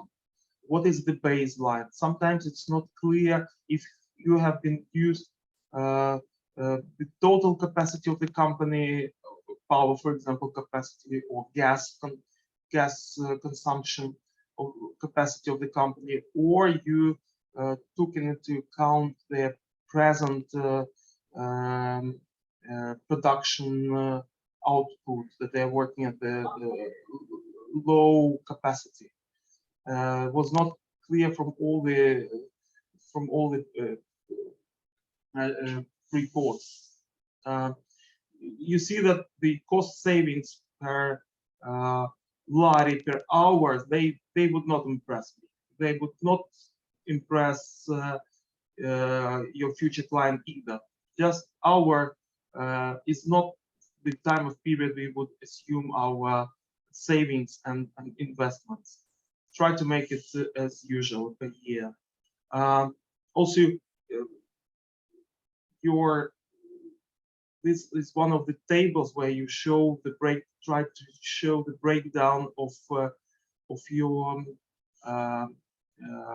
end users for energy. And I don't understand, for example, if you made an inventory of all the users and you just have indicated one user. Is it only one piece of equipment that consumes electricity at the company or more? This is probably an incomplete list, and you probably failed or had some problems in distinguishing other end users of energy. But this has to be, then you have to indicate this at this table so that the reader would easily better understand it. When I opened your reports, one of the first things to look is the process flow chart to better understand the production process, what comes in and what goes out. And I'm not just only interested in order of the steps in production of main processes, but I'm also very interested to know what comes in and what goes out. And to the left, you see an example of a easy to read flow chart, which I would understand, and that would also give me quite good evidence at what insight and what happens at the company. Here, I would suggest to reword the process flow chart. It looks like a technological scheme which has another purpose than the resource efficiency and cleaner production assessment. It is not very clear what comes in and what comes out, which temperatures, what type of energy, etc. So maybe you could further want to further develop this into more readable flow chart. But this is about reporting. Now I want to spend some time on giving my feedback on the RECP assessment that you have done. And for all what I hear from our today's presentations and from our several previous meetings is that many companies in Georgia,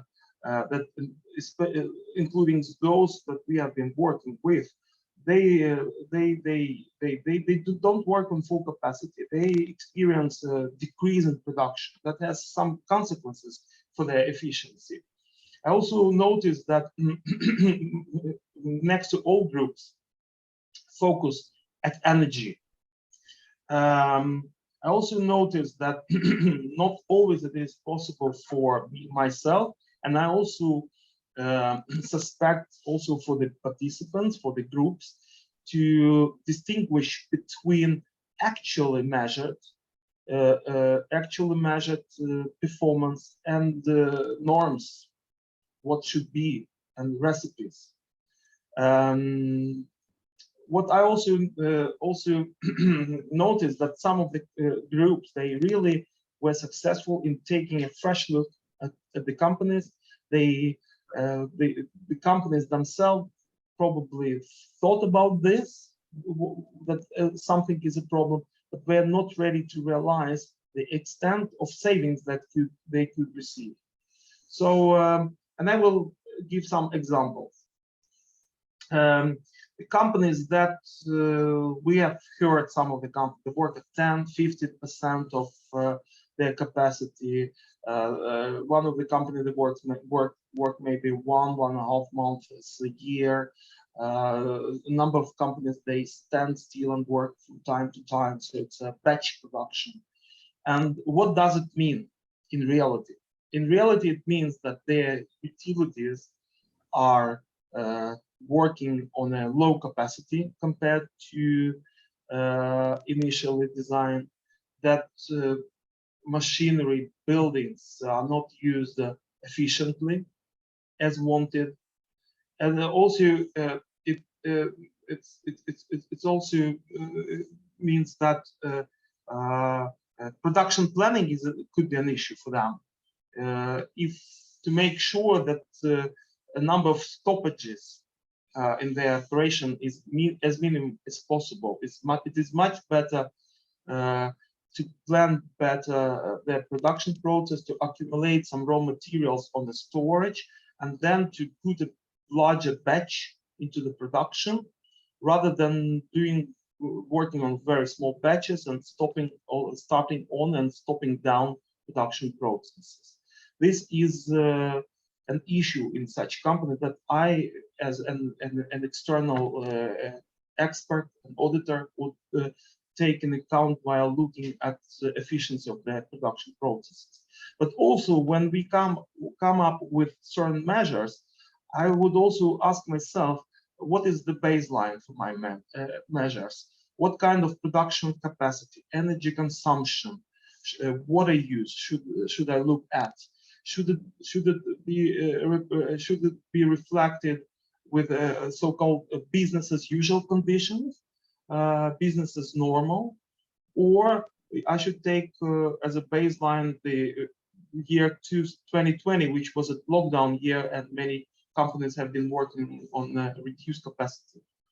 So for us, it's something also to think and maybe discuss with our companies. If we think that the company would come back and work at higher capacity in the next year, in the years to come, then probably we should not assume 2020 as a representative year. But if we believe that the company would continue working on low capacity, then we would have to take this into account in our calculations, and then our savings would be much lower accordingly. Please keep this in mind. It's not always, and we should be very careful in calculating savings based on hourly capacity of certain equipment. Companies don't work on maximum capacity 365 days a year, 24 hours a day. This is not true. So we need to take into account real consumption of heat, for example, in the company, which we want to recover. For example, at Civisperi. We have come across several innovative measures related to energy utility. Like one of the most popular measure was a return of condensate or insulation of tanks and vessels. We also planned heat recovery at several companies. These are well-known approaches, and it's very good that you have been thinking about this. I mean, there are lots of checklists and standard recommendations with regards of what could be done at energy utilities, more or less standard measures. And you have also received them from you need a checklist. and a certain section of this checklist is devoted to energy utilities. Don't forget to use them. I use such checklists in my life a lot, and they would help you in your further work on energy efficiency, at least of industrial companies, industrial plants. But also be aware that energy conversion, which is very popular, it means that we convert from natural gas to biomass, for example, or from electricity to natural gas.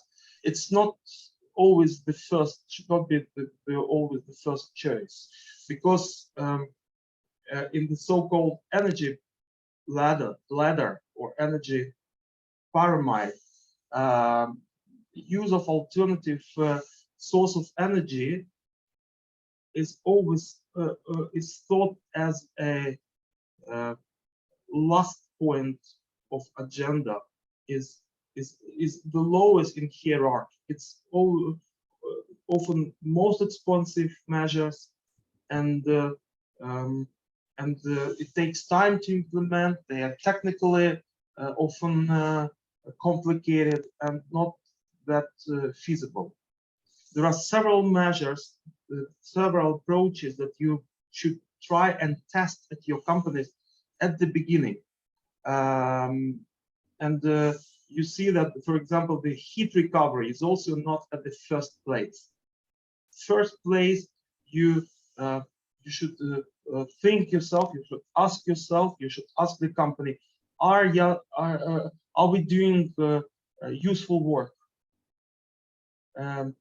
Is it that could we switch off, turn off our transport valve, things like this? Please remember about this energy ladder. We spoke earlier about it, and I would have be very glad to see better reflection of this hierarchy in your proposed measures. Not everything, not please focus all your attention at the bottom of this ladder, at the bottom of this pyramid. And when I talk about this energy ladder, energy saving ladder, about order of examination of energy efficiency, the first place belongs at energy demand. And when we speak about energy demand, it means that we need to make an inventory of energy end users, machineries that consume energy, processes that consume energy. This is very important. And then we would be able, once we have identified who are the users what pieces of equipment, what processes are using energy, we would be then in a much better position to identify which users are most costly or consume more energy than others and focus attention at them. And if we have this breakdown, then we would ask lots of stupid, probably questions, but they will aimed at why we are using energy, why are we pumping water at second or third levels or etage, floor, why we, for example, heat up our water till 120 centigrade if our pasteurization process requires 80 or 70 centigrade. Is it everything we do is useful or maybe redundant? Could we reduce the pressures? Could we reduce temperature requirements? Things like this.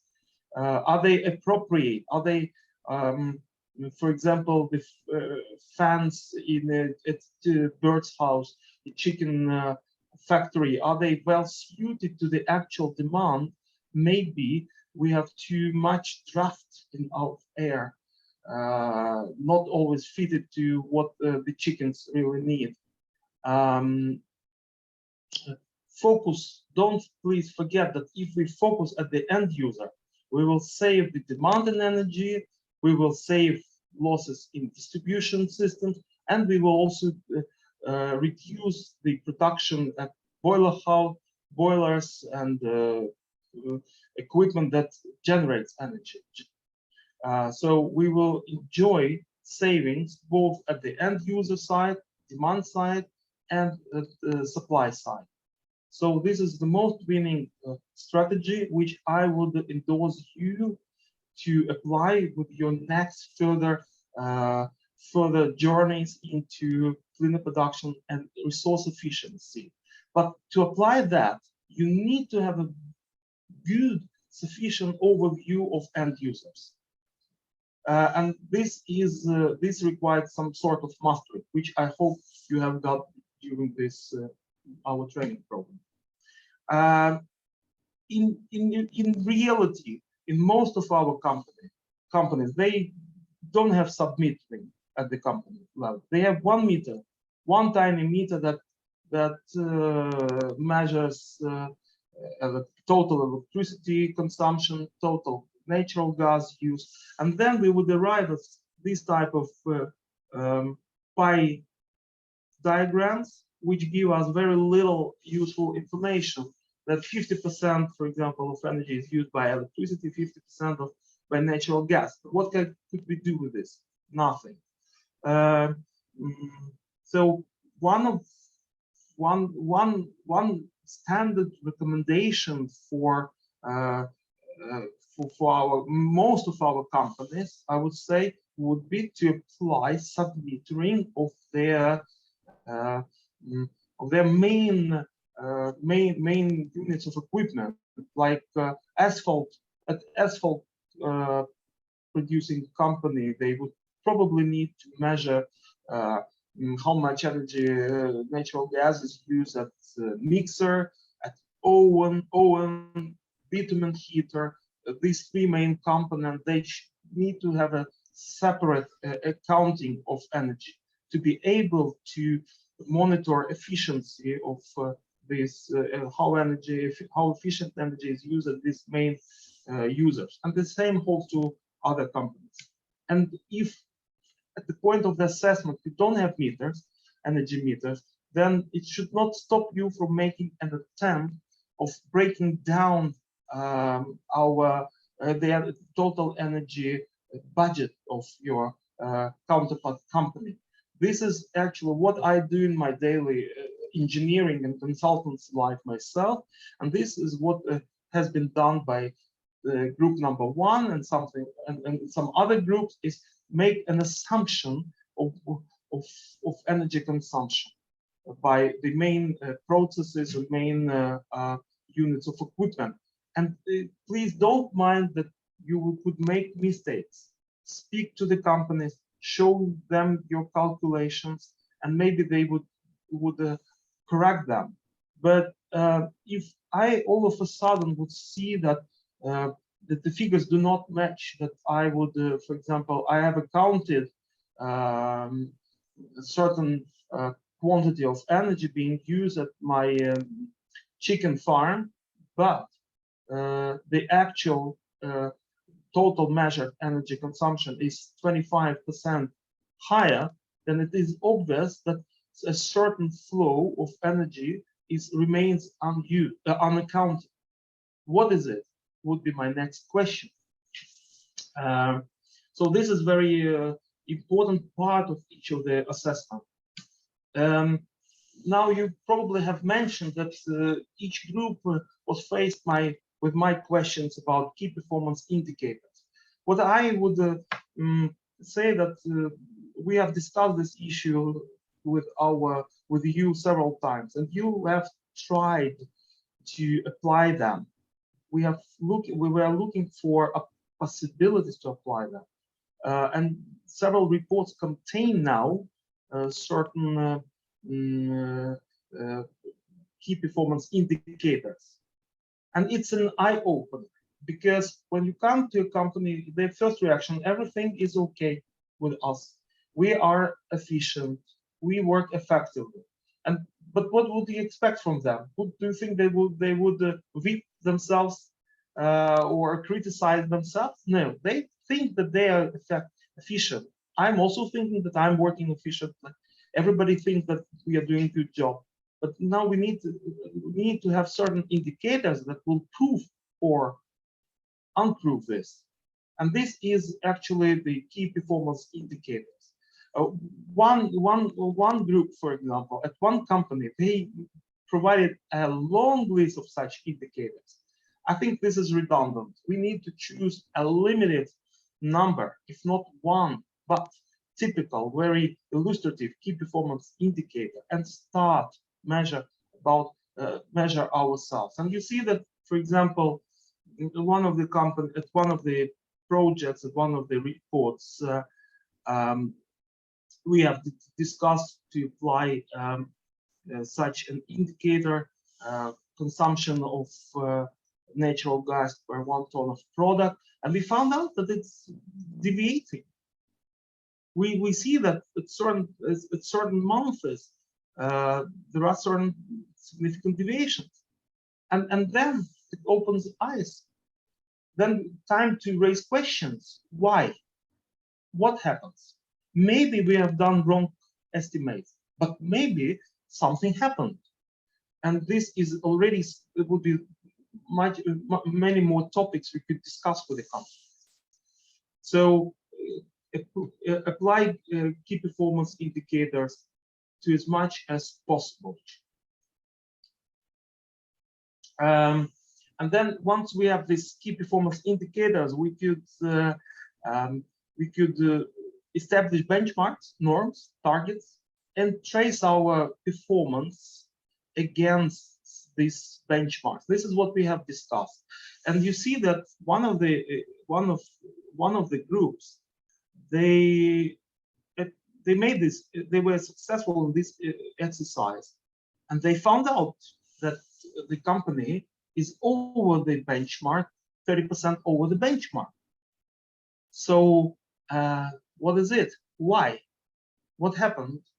Maybe the benchmark is not right, but maybe we are not, the company itself is not as efficient as they think. At least this gives us some information that could further be processed and iterated. So this is my strong recommendation to each of you is to remember that without measuring our performance, we cannot manage things. We need to have some valid indicators, and we need to measure our performance against these indicators, using these indicators against certain target values. For example, one of the projects that we have discussed today, both me and my colleague Dmitry, we have done a very simple exercise and arrived at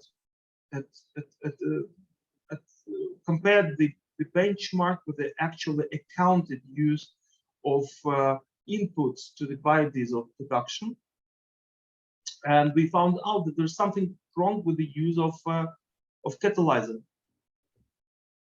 It's accounted use is much higher than the benchmark.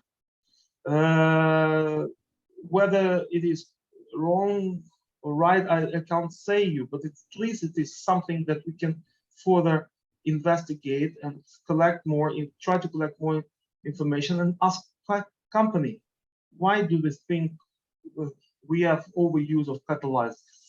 And catalyzer is quite expensive, by the way. We have seen that, my impression that companies in Georgia undermined the importance of wastage. Most of them think that they have little, if no, waste generation. Like this company, that is a company that one of our companies, they report no wastage at all, or I think 1%. But even some pictures show, pictures that taken by during a random visit by our trainees show that there is a loss of product. So is it accounted? So far, I see no. But is it 1%? I can't answer. We need to measure. But it's highly probable that the actual loss is higher than what they believe. It's also, for example, when you put in your mass balances, you put 3% of feedstock at the poultry farm is lost, 2% of eggs, 9% of chicks is discarded. We don't know, is it much or little? Is it actually measured or it's a norm? If it's a norm, what is the actual result? So it is good to pay attention to these small figures and to try to not to trust to everything we receive. This is a lot comes from accounting department, from accountants who don't care about efficiency of production. So verify, act like auditors, verify every digit, every figure you receive from the company. And first of all, make sure that what you receive is the actual information, but not their desires. And once we see that there is a certain product which is wasted, for example, there are some chicken which are discarded, then we should understand why they lose their lives, why are they discarded from the process and then thrown away. And then we have discussed with you, there are standard approaches, techniques. Ask, is it something wrong with the food feedstock? Is it something wrong with with the technology that we break our eggs? Or maybe people don't care about the eggs and think that this is not important or food grade importance, but we know that the egg is a final product that costs a lot. So why? We need to think ourselves what is the main reason. And I wish that in your further work, in your further reports, you would pay more attention to such analysis. This is something that I think that some kind of competence that still needs to be accrued by most of our trainees. But you may say that we don't have benchmarks. We don't know what could be done. What is the modern technology? What is the modern approach? Which, for example, what ventilation systems are most common now in the poultry farms? We don't know what is the benchmark for the yield of biodiesel from redundant oil, things like that. But you are not alone. Most of the, I think, all of the companies that you have been working with, they're small and medium companies that are present in each country. There are lots of information available. It took me, myself, and my colleague Dmitry 5-10 minutes to collect benchmarks and the best available techniques, reference documents about the asphalt company, about the milk cheese producers, about the juice concentrate process. All these processes, they are well known. And you will find, I don't see that it's so difficult to find recommendations for best practices. We have actually shared with you, and also UNIDA has shared with you some best reference documents and benchmarks. Please read them through, and I'm sure you will find answers to several of the questions that remain from your assessments. You are not alone. That's important. I'm about to close to finish my presentation, but I cannot avoid speaking about one of my favorite issues. Some companies, they recycle, for example, polystyrene that is used in the production of bags. They recycle glycerine that is a byproduct from the cheese production from biodiesel production. They recycle whey, which is a byproduct from cheese production, and they believe that this is okay. Recycling is a good thing when we deal with household waste, but when we deal with industrial waste, we should understand that recycled product rejects that we put back into the process. Their cost is very different from the cost of raw materials. This is therefore for us it's not the most winning strategy to recycle materials. We want to lose to have as little as possible rejects, discards in our production, and not to recycle. So we have to think why, for example, when we use these plastic bags, we need to think why actually some of the material is wasted. What happens? Is it something wrong with extruder? Is it something wrong with the drum where it's the plastic bags are sealed? What is the reason? This kind of assessment is still is a little bit missing, and I would expect you to think more deliberate in your about this, and maybe to write this down in your report. But this is recycling is not the first option for you to consider. The first option for you to consider as an expert is how to reduce quantity of material which is being rejected.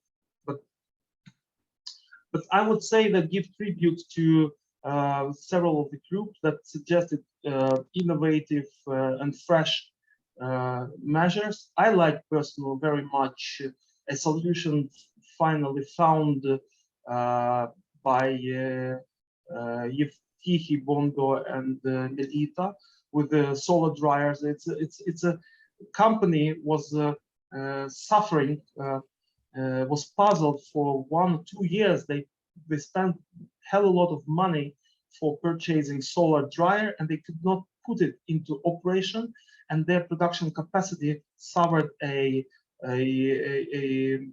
downscaling by 90% or 80%. This is a disastrous for the company. For this company, and you have analyzed this problem, you found out that the high dew point is a problem. You found out that bad circulation and stagnant areas inside the dryer is a problem, and you addressed these problems in certain technical and quite easy solutions. This is the very good way of how our methodology could be applied. Thank you very much, and this is not the only example. And the very last slide, there is again my favorite poultry factory. We have addressed our project towards energy, but if we take a fresh look at what happens there, at our report, one could notice that actually probably the cost of feedstock losses, the cost of eggs losses, chicks and chicken mortality rates altogether is much higher than the identified potential for energy savings. So it looks like it's 2, 3, 5, 9%, but if converted into economic values, you see this is something that the company should do about, and this is probably the further step in your project, is to verify if the actual losses are the same as they report. And the second is to identify what is the reason for these losses and propose corrective measures. And possibly, hopefully, the company would enjoy much greater savings than from the energy efficiency. But you need to know the production process then. You would then need to much better understand the way the process is carried down. Thank you very much. I see. I should try to show in my presentation example of good practices that have been applied by our teams, our groups, but also I wanted to pinpoint room for further improvements. It was my pleasure to work with you and look forward to see the final results in terms of real measures being implemented and providing real savings. Thank you.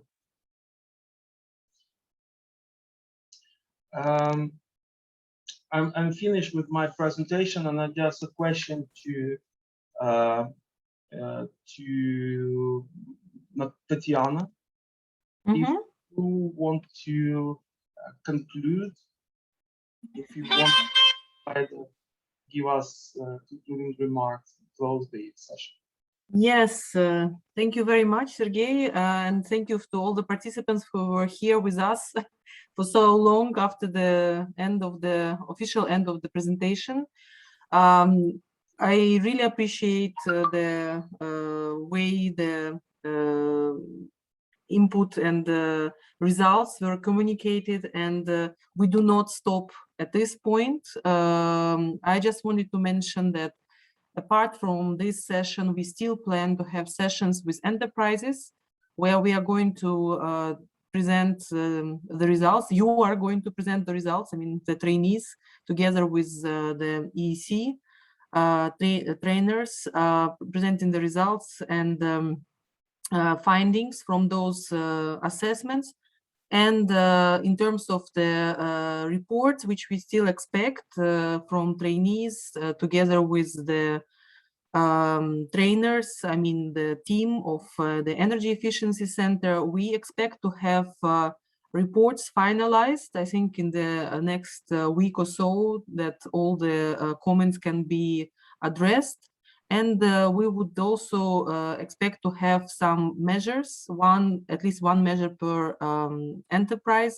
And I think in this regard, the comments from Sergey were very useful to see which measures could be selected for that purpose, because we, again, do not want to stop only at those enterprises, but we would like to disseminate this knowledge and show some examples of what can be done in real terms in Georgia. Those business cases will be developed on the basis of data provided on every measure, and the business cases will be formulated by UNIDO and published and disseminated further. And we also plan, of course, the ceremony where we would award certificates of attendance to every trainee, specifying that they have attended the program, and each and every of them is now considered to be RECP expert.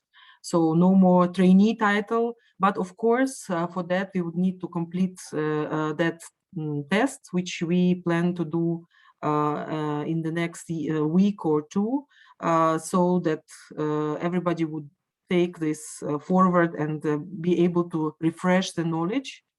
Well, unfortunately, Georgi is not here, but I would still encourage all the experts to stay with us in the program. The EU for Environment program in Georgia is going to last at least until the end of next year, if not beyond, because officially the EU for Environment action was extended.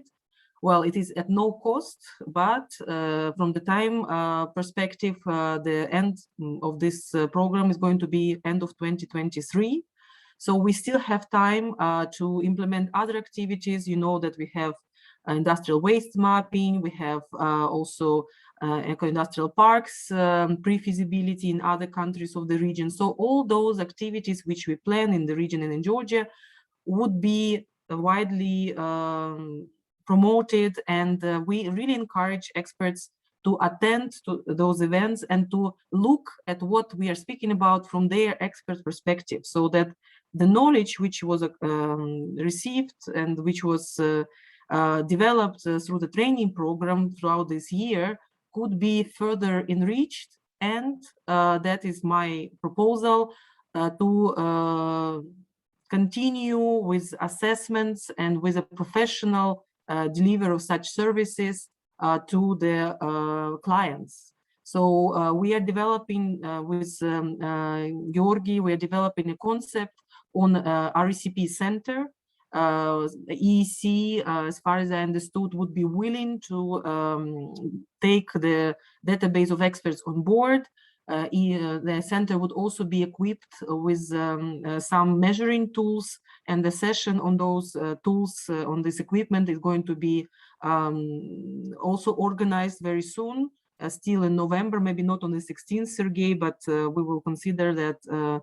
So that will be a theoretical session, and then there will be also options for practical application and use of those tools at the enterprises when we calibrate them properly, because the equipment was not in use for some time, but it is available. So here we are creating this pool of experts, and we are really targeting commercialization of the RECP services, so that companies and legislation which require such services to be provided to the companies to see whether they are in line with the requirements of best practices, it would come into force, and we want to promote those services, and the capacities which we build will be used in the future. So that's our goal, our dream, and we are very happy that you might be on board for all that. We will definitely invite all the experts to all our next events. And as I said, it's not over today. It's only the training program which came to the end. The reports are going to be finalized, and I hope that we will also meet in person sometime soon when this pandemic situation is going to be improved. Thank you, and I hope you will have a good day. With this, I think we can close our session. If Sergey, you don't have anything else to speak about, if we don't have any burning issues from Kote or Nodar, would you like to? Thank you very much. Nothing to add. Everything was clear. I hope your comments will be engaged and considered in next steps and next presentations. So feedback was very useful. Okay, thank you very much. So with this, we are closing the training program, and congratulations on the